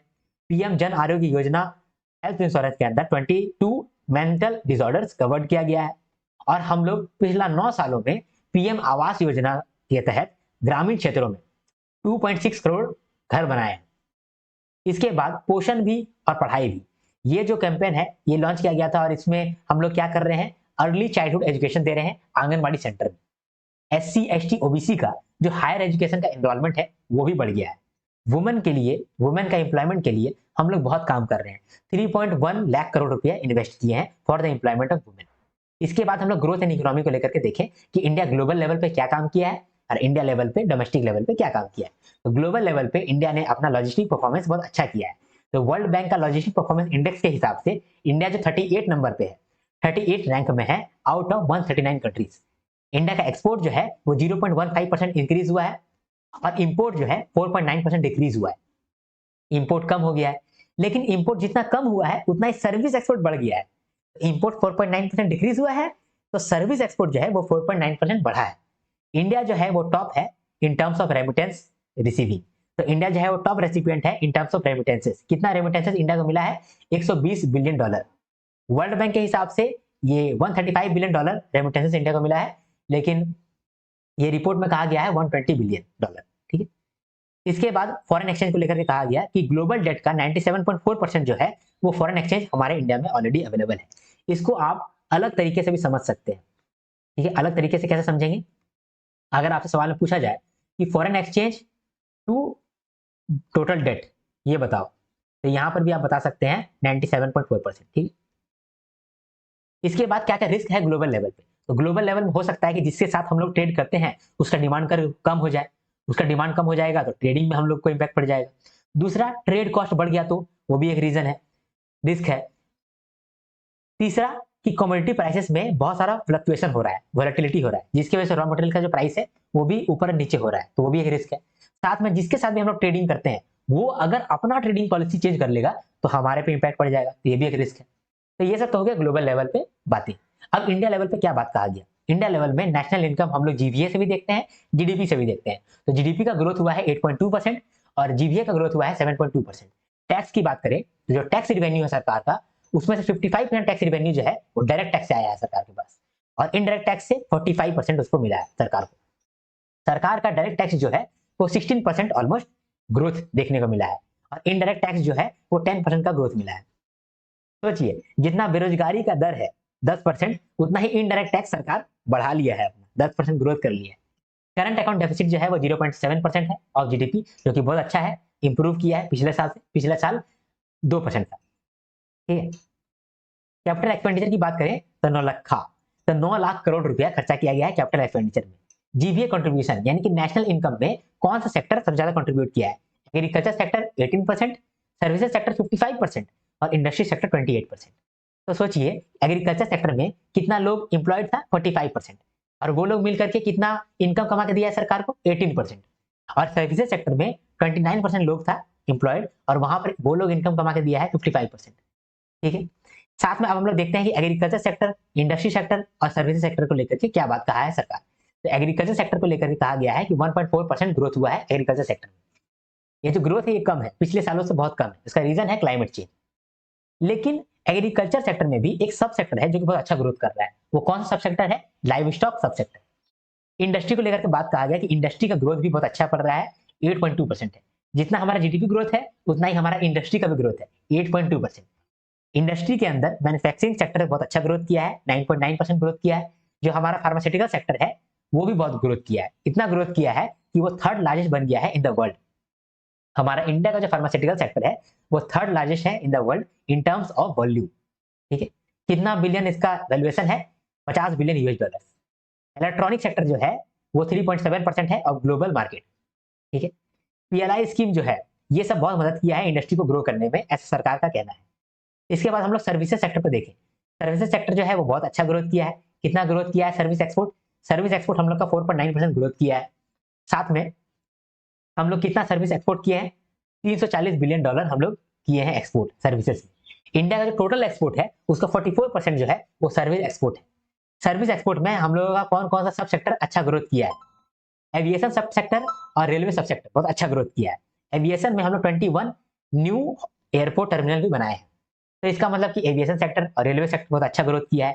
टूरिज्म सेक्टर भी अच्छा ग्रोथ किया है। अभी ग्लोबल शेयर कितना है टूरिज्म का इंडिया को लेकर के? तो इंडिया का ग्लोबल मार्केट में 1.58% ग्लोबल शेयर है। रियल इस्टेट भी बहुत सेल्स देखा है, 2013 के बाद हाईएस्ट सेल्स देखा है रियल इस्टेट। ई कॉमर्स जो है ये भी बहुत ज्यादा बढ़ रहा है। 2030 तक 350 बिलियन डॉलर हमारा वैल्यूएशन हो जाएगा ई कॉमर्स का।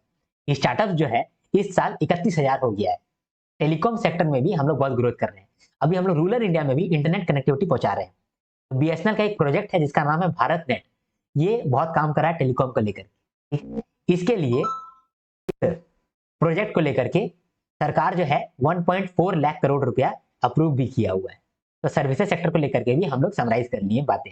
इसके बाद हम लोग देखें कि कुछ कुछ बातें हैं जो कि डिस्क्रिप्टिव पॉइंट ऑफ व्यू से इंपॉर्टेंट बनता है। तो इसमें जो है सरकार कह रहा है कि ग्लोबल लेवल पे जो स्ट्रेटजी बनाया गया है क्लाइमेट चेंज को टैकल करने के लिए वो फ्लॉड है, वो गलत है। और ये जो अप्रोच है ये सारा देश को लेकर के एप्लीकेबल नहीं होना चाहिए।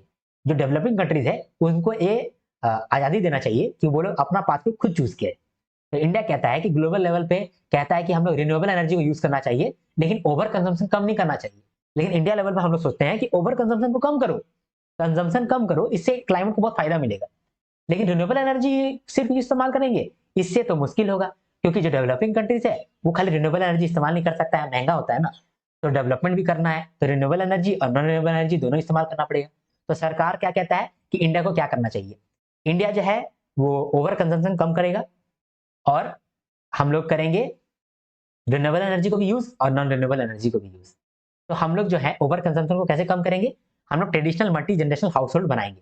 Traditional multi generational household क्या होता है, ऐसा घर जहां पर मल्टी जनरेशन रहता है, जैसे दादा पापा आपका भाई सब एक ही घर में रहता है। इससे फायदा क्या होता है कि रिसोर्सेज कम इस्तेमाल होता है, ओवर कंजम्पशन नहीं होता है। अगर सोच लीजिए आपका दादा का अलग घर होता है, पापा का अलग घर होता है, आपका अलग घर होता है, तो सब जगह इलेक्ट्रिसिटी जनरेट होता है, हर जगह आप इलेक्ट्रिसिटी यूज कर रहे होते, हर जगह आप साफ सफाई के लिए पानी यूज कर रहे होते, तो ओवर कंजम्पशन यूज कर रहे होते, है कि नहीं। इसीलिए कहता है कि हम लोग शिफ्ट करेंगे मल्टी जनरेशनल हाउस होल्ड में, इससे क्या होगा, ओवर कंजम्पशन कम होगा। ठीक।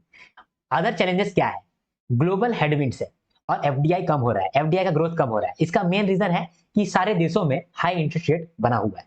हाई इंटरेस्ट रेट इसीलिए करता है ताकि इन्फ्लेशन कम हो जाए, मनी सप्लाई कम हो जाए। तो मनी सप्लाई कम करने के लिए हम लोग हाई इंटरेस्ट रेट करते हैं, जिसकी वजह से इन्वेस्टमेंट भी कम हो जाता है। अगर इन्वेस्टमेंट कम होगा तो फॉरेन डायरेक्ट इन्वेस्टमेंट भी कम होगा, एफडीआई भी कम होगा। तो ये एक चैलेंज है। हम लोग जो है चाइना पे बहुत डिपेंडेंट है इंपोर्ट को लेकर के। जो लो स्किल मैन्युफैक्चरिंग है ना, वहां पर चाइना बहुत इंपोर्ट कर देता है और हम लोग कुछ नहीं कर पाते हैं, क्योंकि हम लोग जो है अपना मैन्युफैक्चरिंग कैपेसिटी नहीं बनाए हैं। एआई थ्रेट भी है हमारे देश को, एक लाइफस्टाइल डैमेजेस भी है। बहुत सारा हमारा यूथ है जो कि सोशल मीडिया पे बहुत ज्यादा एक्टिव है, एक्सेसिव स्क्रीन टाइमिंग है, सेडेंटरी लाइफस्टाइल है। तो ये सब भी जो है एक लाइफस्टाइल डिसएडवांटेज हो रहा है हमारे देश को। ठीक है, तो यहां तक समझ लिया आप लोगों ने। तो समराइज हम लोग यहीं से करेंगे, अपने नोट से करेंगे, जल्दी समराइज हो जाएगा और आपको हार्ड नहीं लगेगा। तो आपने ये देखा जो मेरा नोट्स था वो काफी कंप्रेस किया हुआ था, यहाँ पर काफी आपका समय बचेगा। आप लास्ट टाइम में मेरा ये नोट्स को देख करके जा सकते हैं। ठीक है, ये नोट्स भी मैं आपको टेलीग्राम पे दे दूंगा। अब हम लोग इसको थोड़ा सा समराइज कर लेते हैं। ठीक है,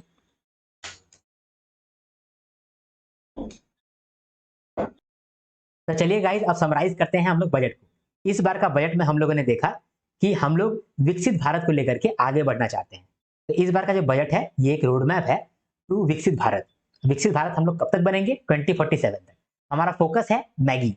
इस बार का बजट का फोकस है मैगी, महिला अन्नदाता गरीब यूथ, महिला अन्नदाता गरीब यूथ। हमारा थीम क्या है, SEMM। एस से स्किलिंग, ई से एम्प्लॉयमेंट, एम से मिडिल क्लास और एम से MSME। इसके साथ साथ इस बजट में पीएम पैकेज लॉन्च किया गया। पीएम पैकेज क्या है, यूथ के लिए एक पैकेज ऑफ स्कीम्स लाया गया है। इस पैकेज के अंदर 5 स्कीम्स है, 5 स्कीम्स यूथ के लिए, ताकि यूथ जो है वो एम्प्लॉय होकर के मजबूत बन पाए। तो पीएम पैकेज के अंदर हम लोग 5 स्कीम देखें, साथ में न्यू स्कीम्स बहुत सारा आया है उसको भी हम लोग देखें, और साथ में इस बजट में 9 प्रायोरिटीज के बारे में बात किया गया। इसके बाद फिर हम लोग टैक्स का भी जो जो इन्फॉर्मेशन है थोड़ा बहुत वो भी देखें। तो हम लोग पीएम पैकेज को सबसे पहले देखते हैं। पीएम पैकेज में हम लोगों ने देखा कि पीएम पैकेज के अंदर 5 स्कीम है। पहला 3 स्कीम जो है उसमें एम्प्लॉयमेंट के लिए इंसेंटिव दे रहा है, और बाकी का 2 जो स्कीम है इसमें स्किल दे रहा है और इंटर्नशिप दे रहा है। तो पहला 3 स्कीम में एम्प्लॉयमेंट को लेकर के इंसेंटिव दिया गया। तो पहला 3 स्कीम में जो पहला स्कीम है उसको कह रहे हैं हम लोग फर्स्ट टाइमर। उसमें जो है हम लोग 1 मंथ का वेज देते हैं। जो पहली बार एम्प्लॉयमेंट लेने के लिए आ रहा है उसको 1 मंथ का वेज सरकार देता है फ्री में। लेकिन कितना देगा, 15,000 तक ही देगा। और ये जो 15,000 ही भी है ये तुरंत नहीं देगा, 3 इंस्टॉलमेंट में देगा, और उसी को देगा जिसका सैलरी जो है वो 1 लाख या उससे कम है। इसके बाद जॉब क्रिएशन इन मैन्युफैक्चरिंग सेक्टर, जॉब क्रिएशन इन मैन्युफैक्चरिंग सेक्टर स्कीम भी है। इसके अंदर हम लोग एम्प्लॉयर और एम्प्लॉई दोनों का जो ईपीएफओ कंट्रीब्यूशन है उसको रीइंबर्स कर देते हैं। ठीक है, ये 4 साल तक हम लोग करेंगे, पहला 4 साल। इसके बाद स्कीम सी है सपोर्ट फॉर एम्प्लॉयर्स। तो एम्प्लॉयर्स जो भी कंट्रीब्यूट कर रहा है ईपीएफओ में उसको उसका रीइंबर्समेंट उसको दे दिया जाएगा सरकार के द्वारा पहला 2 साल। इसके बाद चौथा स्कीम जो है वो स्किलिंग को लेकर के है। इसमें कहा गया कि 1000 आईटीआई को हम लोग अपग्रेड करेंगे ताकि वहां पर लेटेस्ट कोर्स, जो कोर्स मार्केट में जरूरत है वो कोर्स पढ़ाया जाए। ठीक है, अगला 5 सालों में हम लोग ऐसा काम करेंगे। और इंटर्नशिप को लेकर के कहा गया कि हम लोग जो है 500 टॉप कंपनीज में इंटर्नशिप का अपॉर्चुनिटी लेकर के आएंगे और 1 करोड़ स्टूडेंट्स को इसमें फायदा होगा, 1 करोड़ यूथ को इसमें फायदा होगा। उन लोगों को 5000 पर मंथ का स्टाइपेंड भी मिलेगा और फर्स्ट बार में उन लोगों को 6000 रुपया मिलेगा वन टाइम। ये जो 6000 रुपया मिलेगा ये तो कौन देगा, ये तो कंपनी देगा।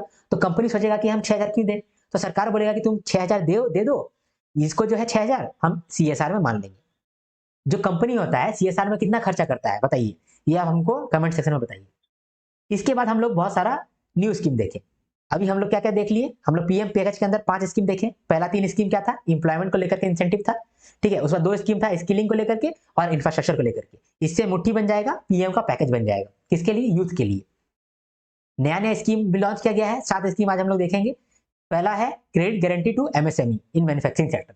तो जो भी मैन्युफैक्चरिंग सेक्टर का एमएसएमई है वो लोग मशीन परचेज करने के लिए लोन लाकर ले सकता है, उस लोन का गारंटी सरकार देगा। सरकार एमएसएमई को इस तरीके का गारंटी देने के लिए कितना बनाया है पैसा, 1000 करोड़। अब मुद्रा लोन के बारे में कहा गया कि जो तरुण कैटेगरी है उसका जो लिमिट है 10 लाख से 20 लाख हो गया है। पहले 10 लाख का लोन मिल सकता था, अब 20 लाख तक का लोन मिलेगा। ग्राम सड़क योजना के अंदर ये फेज 4 चल रहा है, ग्राम सड़क योजना 4.0 ये चालू होने वाला है, जिसमें क्या होगा कि 25,000 बस्तियों में हम लोग सड़क पहुंचा देंगे, 25,000 इनहेबिटेशन में हम लोग सड़क पहुंचा देंगे। पीएम आवास योजना के अंदर रूरल या फिर अर्बन, यहाँ पर हम लोग 3 करोड़ न्यू हाउसेस बनाएंगे। ठीक है, और अर्बन एरियाज में जो हाउसेस बनेगा उसके लिए 10 लाख करोड़ रुपए खर्चा होगा। इसको आप थोड़ा हटा भी सकते हैं, बस इतना ही आप याद रखिए। साथ में आत्मनिर्भर ऑयल सीड्स अभियान, इसके अंदर ऑयल सीड्स के लिए हम लोग ऐसा स्ट्रेटजी लेकर के आ रहे हैं ताकि इसमें हम लोग आत्मनिर्भर बन पाए। मस्टर्ड, ग्राउंडनट, सीसम, सोयाबीन, ये सब में। फिर छठा नंबर में है पीएम जनजाति उन्नत प्रोग्राम। इस प्रोग्राम के अंदर 5 करोड़ ट्राइबल लोगों को हेल्प पहुंचेगा। ये जो प्रोग्राम है इसको हम लोग पीआईबी न्यूज में भी कवर कर रखे हैं। इसके बाद लास्ट में है एनपीएस वात्सल्य। इसमें है हम लोग माइनर के लिए पेंशन कंट्रीब्यूट कर सकते हैं। ठीक है, जो भी पेरेंट्स या गार्जियन है वो माइनर के लिए पैसा जमा कर सकता है फॉर देयर पेंशन। ठीक है, तो ये न्यू स्कीम्स भी हम लोगों ने देख लिया। इसके बाद 9 प्रायोरिटीज का बात था, 9 प्रायोरिटीज भी देख लेते हैं। 9 प्रायोरिटीज को किस तरीके से आप याद करेंगे, याद करने का सिंपल तरीका है पैसिमोडेइन। समझ लीजिए कि 9 प्रायोरिटीज दिया गया है और उसको एक दवाई में ढुका दिया है, वो दवाई को आप खाइएगा आपको हेडेक कम हो जाएगा। पी से आ गया आपका productivity and resilience of agriculture. E और एस से आ गया आपका एम्प्लॉयमेंट एंड स्किलिंग। आई से आ गया आपका inclusive human resource development and social justice. M से आ गया आपका मैन्युफैक्चरिंग एंड सर्विसेज। यूडी से आ गया आपका अर्बन डेवलपमेंट। ई से आ गया आपका एनर्जी सिक्योरिटी। आई से आ गया आपका इंफ्रास्ट्रक्चर और इनोवेशन। और एन से आ गया आपका नेक्स्ट जनरेशन रिफॉर्म्स। ठीक है, एग्रीकल्चर प्रोडक्टिविटी। तो एग्रीकल्चर का प्रोडक्टिविटी और रेजिलियंस के लिए क्या क्या बात कहा गया, बोले हम लोग कि 1.5 लाख करोड़ हम लोग इसके लिए एलोकेट किए हैं। यहाँ पर 109 हाई यील्डिंग वैरायटी लेकर के आएंगे। साथ में नेचुरल फार्मिंग में हम लोग 1 करोड़ लोगों को लेकर के आएंगे, 1 करोड़ फार्मर्स को ऐड करेंगे ताकि वो लोग नेचुरल फार्मिंग करें। इसके साथ साथ हम लोग डिजिटल पब्लिक इंफ्रास्ट्रक्चर भी एग्रीकल्चर में लेकर के आएंगे अगले 3 सालों में। इसको हम लोग डीपीआई कहते हैं। इसमें क्या करेंगे, हम लोग जो भी फार्मर का लैंड है उसको फोटो खींचेंगे और रजिस्ट्री बनाएंगे। इसके साथ साथ हम लोग जन समर्थ का केसीसी यानी किसान क्रेडिट कार्ड भी इशू करेंगे। इसके बाद नाबार्ड जो है वो फाइनेंस देगा श्रिम्प प्रोडक्शन के लिए, श्रिम्प का एक्सपोर्ट के लिए। श्रिम्प क्या होता है, ये एक तरह का मछली होता है, ठीक है, जो कि खाया जाता है। इसके बाद एम्प्लॉयमेंट एंड स्किलिंग को लेकर के हम लोगों ने देखा कि मॉडल स्किल लोन स्कीम जारी किया गया है। यहाँ पर 7 लाख तक का लोन मिलेगा और ये जो 7 लाख है इसका गारंटी गवर्नमेंट देगा। इसके साथ साथ जो भी ऐसा यूथ है जो कि हायर एजुकेशन के लिए एडमिशन चाहता है और इसके लिए लोन लेने जाता है तो उसको 10 लाख तक का लोन मिलेगा और उसमें उन लोगों को इंटरेस्ट का भी सब्सिडी मिलेगा। 3% इंटरेस्ट छूट होगा। ठीक है, 3% का इंटरेस्ट छूट होगा। इसके बाद फिर हम लोग देखें inclusive human resource development and social justice. यहाँ पर हम लोग क्या करने वाले हैं कि जो भी भारत का पूर्वी राज्य है उसको हम लोग उदय करना चाहते हैं।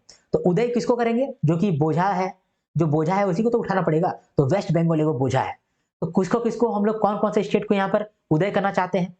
ठीक करना चाहते हैं, इंप्रूव करना चाहते हैं, तो बोझा बी से आ गया बिहार, ओ से आ गया उड़ीसा, जेएच से आ गया झारखंड और ए से आ गया आपका आंध्र प्रदेश और डब्ल्यू बी से आ गया आपका वेस्ट बंगाल। ठीक है, तो ये प्रायोरिटी में ये कहा गया।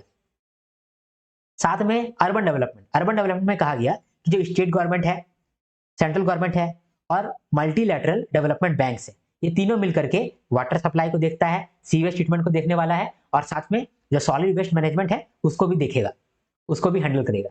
साथ में हर साल 100 वीकली स्ट्रीट फूड हब्स बनेगा और हर साल बनेगा 5 सालों तक, यानी कि 500 हमारा वीकली स्ट्रीट फूड हब बन जाएगा, जिसको हम लोग हाट कहते हैं। इसके बाद इनोवेशन एंड रिसर्च डेवलपमेंट, यहां पर हम लोग इनोवेशन करने के लिए एक फंड जारी किए हैं। इस फंड में 1 लाख करोड़ रुपया है। ये 1 लाख करोड़ रुपया हम लोग इस्तेमाल करेंगे ताकि जो प्राइवेट प्लेयर है वो लोग को इनकरेज कर पाए कि वो लोग एक नया प्रोटोटाइप बना करके प्रेजेंट कर पाए। साथ में हम लोग जो भी स्टार्टअप है, छोटा छोटा कंपनी है जिसको पैसा का जरूरत है ताकि वो और डेवलपमेंट कर पाएगा, इनोवेट कर पाएगा, तो उन लोग को हम लोग वेंचर कैपिटल फंड देंगे। तो वेंचर कैपिटल फंड के लिए 100,000 करोड़ रुपया एलोकेट किया गया है। इंफ्रास्ट्रक्चर में बात किया गया है कि बिहार में जो एक्सेलरेटेड इरिगेशन बेनिफिट प्रोग्राम है उसमें हम लोग फाइनेंशियल सपोर्ट देंगे 21 स्कीम के अंदर। कौन कौन सा स्कीम है? कोसी मेची की तरह स्कीम है। ये जो कोसी मेची क्या है, ये 2 रिवर को जोड़ करके एक रिवर बनाया गया है जो कि इरिगेशन में फायदा पहुंचाता है। तो उसी तरीके का 21 स्कीम में हम लोग फाइनेंशियल सपोर्ट देंगे। साथ में हम लोग फाइनेंशियल असिस्टेंस भी देंगे उस एरिया में जहां पर फ्लड या फिर लैंडस्लाइड आते रहता है। कौन सा एरिया है? ऊषा। यू से आ गया उत्तराखंड, एस से आ गया सिक्किम, एच से हिमाचल प्रदेश और ए से आ गया आपका असम। ठीक है, इसके बाद मैन्युफैक्चरिंग एंड सर्विसेज वाले प्रायोरिटी में हम लोगों ने देखा कि जो पब्लिक सेक्टर बैंक है पहले ये एमएसएमई का ना क्रेडिट असेसमेंट किसी और से करवाता था, तो अब ये खुद करेगा। इसके बाद ट्रेड्स प्लेटफॉर्म जहां पर आप ट्रेड रिसीवेबल खरीद सकते हैं एमएसएमई का, तो वहां पर जो भी खरीदेगा, जो भी बायर होगा, वो लोगों को वहां पर मैंडेटरी ऑनबोर्डिंग कराना पड़ता है अगर उसका लिमिट 500 करोड़ रहे। लेकिन अभी उस लिमिट को कम कर दिया गया है और 250 करोड़ कर दिया गया है। जिसका भी टर्नओवर 250 करोड़ है तो उस बायर को मैंडेटरीली ट्रेड प्लेटफॉर्म में जाकर ऑनबोर्ड करना पड़ेगा। साथ में हम लोग एमएसएमई के लिए बहुत सपोर्ट लेकर के आए हैं। क्या क्या किए हैं? एमएसएमई के लिए हम लोग फूड क्वालिटी और टेस्टिंग लैब बना रहे हैं, ई कॉमर्स का एक्सपोर्ट हब बना रहे हैं और फूड इरिडिएशन यूनिट्स बना रहे हैं। फूड इरिडिएशन यूनिट का क्या मतलब होता है? यहाँ पर हम लोग जो भी खाना है, वेजिटेबल है या फिर फ्रूट्स है, उसको रेडिएशन का मदद से कुछ इस तरह से खेला करते हैं कि उसका सेल्फ लाइफ बढ़ जाता है। इसके बाद एनर्जी सिक्योरिटी में हम लोग देखें कि हम लोग न्यूक्लियर एनर्जी पे काफी काम कर रहे हैं। हम लोग स्मॉल रिएक्टर को बनाने के लिए रिसर्च एंड डेवलपमेंट कर रहे हैं। साथ में अभी हम लोग AUSC नाम का एक टेक्नोलॉजी है जो कि डेवलप कर लिए हैं अपने देश में ही, और इस टेक्नोलॉजी का इस्तेमाल करके NTPC और भेल ये दोनों मिलकर के एक थर्मल पावर प्लांट बना रहा है। ठीक है, फिर नेक्स्ट जनरेशन रिफॉर्म, इस प्रायोरिटी के अंदर हम लोग बहुत सारा लेबर रिफॉर्म लेकर के आए हैं, जैसे कि भू आधार नंबर, यानी हम लोग लैंड को लेंगे और लैंड को आधार नंबर देंगे, आधार आईडी देंगे। ठीक है, इसके साथ साथ जन विश्वास बिल 2.0 भी आया जिसमें ईज ऑफ डूइंग बिजनेस हम लोग प्रमोट करेंगे। तो यहाँ पर 9 का 9 प्रायोरिटी हम लोगों ने देखा। ठीक है, टैक्स को लेकर के देखा कि एंजल टैक्स जो है वो हट गया है। अभी एंजल टैक्स जो है वो हट गया है। एंजल टैक्स क्या होता था? जब कोई एंजल इन्वेस्टर किसी छोटा स्टार्टअप में इन्वेस्ट करता था तो वो स्टार्टअप को पैसा मिल गया है, तो वो पैसा मिल गया तो सरकार कैसे खुश हो सकता है? सरकार तो टैक्स लेगा, बोले जो भी पैसा मिला है उसका कुछ टैक्स दो। 30% के करीब वो टैक्स होता था, अभी हमको याद नहीं आ रहा है, लेकिन शायद 30% का टैक्स उसको होता था। अभी वो टैक्स को हटा दिया गया है, एबॉलिश कर दिया गया है। इसके साथ साथ जो भी सैलरीड एम्प्लॉय है वो जब टैक्स कैलकुलेट करेगा ना तो उसको एक स्टैंडर्ड डिडक्शन मिलता है 50,000 का, उसको ही बढ़ा करके 75,000 कर दिया गया है। कॉर्पोरेशन में टैक्स लिया जाता है 40%, उसको कम करके कर दिया गया है 35%। जो भी कॉर्पोरेशन टैक्स है फॉरेन कंपनी का उन लोगों पे ही है। इसके साथ साथ बहुत सारा टैक्स डिस्प्यूट हुआ रहता है और बहुत सारा पेंडिंग टैक्स डिस्प्यूट है, तो उसके लिए स्कीम लाया गया है, विवाद से विश्वास स्कीम। इसके साथ साथ देखते हैं एस्टिमेट्स कि बजटरी एस्टिमेट क्या है, कितना एस्टिमेट है हम लोगों का कि हम लोग ये साल क्या करेंगे, ये साल हम लोगों को कितना पैसा मिलेगा और हम लोग इस साल कितना रुपया खर्चा करेंगे, तो कितना रुपया हम लोगों को मिलेगा, यानी कितना रिसिप्ट होगा 47.9 LC, यानी 47.9 लाख करोड़। और कितना एक्सपेंडिचर हम लोग करेंगे 48 लाख करोड़। एक्सपेंडिचर में कैपिटल एक्सपेंडिचर हम लोग कितना करने वाले हैं 11.11 लाख करोड़। और कैपिटल यानी कि कितना हम लोग कैपिटल रिसिप्ट करेंगे, कितना हम लोग कैपिटल से पैसा मिल जाएगा 16.9 LC। FD RD PD ये आप याद रखिए, FD 4.9%, RD 1.8% और PD 1.4%। ठीक है, साथ में इफेक्टिव RD भी आप याद रखिएगा। इफेक्टिव RD कितना था? इफेक्टिव RD है 0.6%। ये भी आप याद रख लीजिएगा, क्योंकि आप इतना याद कर ही रहे हैं, ये भी याद रख लीजिएगा। ठीक है, इसके बाद फिर बस इतना ही था, कवर करा दिया मैंने आपको। आशा करते हैं कि आपको याद हुआ होगा। ठीक है, ये जो समरी अभी मैंने आपको कराया, ये समरी को 3-4 बार देख लीजिएगा, आपको याद हो जाएगा। और मैं तो ऐसा मानता हूँ कि आपको अभी ही याद हो गया होगा। ठीक है, तो अगर आपको याद हो गया है, आपको मेरे से पढ़ने में मजा आया, तो आप एक लाइक कर सकते हैं। एक लाइक करने से पीछे मत हटिए, आपका जो लाइक है वो मेरा मोटिवेशन हाई कर देता है और मेरा बहुत मेहनत जाता है। तो आप मेरे कंटेंट को अगर लाइक करे हैं तो एक वीडियो में भी एक लाइक कर दीजिए। ठीक है, और कमेंट भी कर दीजिए। आपका कमेंट जो है वो बहुत मोटिवेट करता है हमको, आप नहीं जानते हैं, आपका एक कमेंट मेरा पूरा दिन बना देता है, या मैं आपको बार बार कहता हूँ। तो आप कमेंट करने से पीछे मत हटिए, कमेंट तो आप जरूर करिए, और मेरा जो भी एफर्ट है उसको आप एक लाइक से चुकता कर सकते हैं। ठीक है, सब्सक्राइब करके रखिए और आपको अच्छा अच्छा कंटेंट मिलता चलेगा। जो भी नोट्स है वो आपको टेलीग्राम चैनल पे मिल जाएगा, कुमार रैन टेलीग्राम सर्च करिएगा, आपको टेलीग्राम चैनल मिल जाएगा, वहां से ज्वाइन कर लीजिए और ले लीजिए। अगर कोई डाउट फेस होता है तो आप इंस्टाग्राम आईडी में आप जाकर मुझे डीएम कर सकते हैं। ठीक है, इसके साथ साथ मैं मेंटरशिप प्रोग्राम लेकर के आया हूँ। ठीक है, 2025 के लिए, 2025 के लिए मैं आपको मेंटरशिप दूंगा। इसमें मैं आपको डिस्ट्रैक्शन से बचाऊंगा और फोकस करूंगा। इसके साथ साथ बहुत सारा प्रीमियम भी आपको मिलेगा, बहुत सारा प्रीमियम कंटेंट मिलेगा, प्रीमियम पीडीएफ मिलेगा, जो कि 2025 के लिए हो सकता है कि सिर्फ आप ही को मिले, जिन्होंने मेंटरशिप किया है उन्हीं को मिले। ये जो मेंटरशिप है, इसके रिगार्डिंग आपका कोई भी डाउट है तो आप मुझे व्हाट्सएप कर सकते हैं। इस नंबर पे आप मुझे व्हाट्सएप करिए, जो भी डाउट है वो मैं आपका क्लियर कर दूंगा। ठीक है, मैं ऐसा मानता हूं कि आप अभी ही मेंटरशिप ले लीजिए, वही आपका फायदा होगा, क्योंकि बाद में इसका कॉस्ट मैं बढ़ाने वाला हूं। इसका जो भी आपका प्राइस है वो बढ़ जाएगा। ठीक है, जैसे ही फेज 2 खत्म हो जाएगा, इसका प्राइस मैं बढ़ा दूंगा। इसीलिए आप अभी कोर्स खरीद लीजिए और आप मुझे ये बोल दीजिएगा कि ये जो कोर्स है सर, ये जो आपका प्रोग्राम है, ये बाद से एक्टिवेट कर दीजिएगा आप मेरा, खाली अभी आपको खरीद लेने दीजिए। आप ऐसा करके भी खरीद सकते हैं। तो ठीक है, यहाँ पर मैं अंत करना चाहता हूँ। अगर आपको मेरा वीडियो पसंद आया हो तो लाइक करिए, शेयर करिए, कमेंट करिए और सब्सक्राइब करिए। अब हम लोग मिलेंगे नेक्स्ट वीडियो में, तब तक के लिए हर हर महादेव, शंभू शंकर।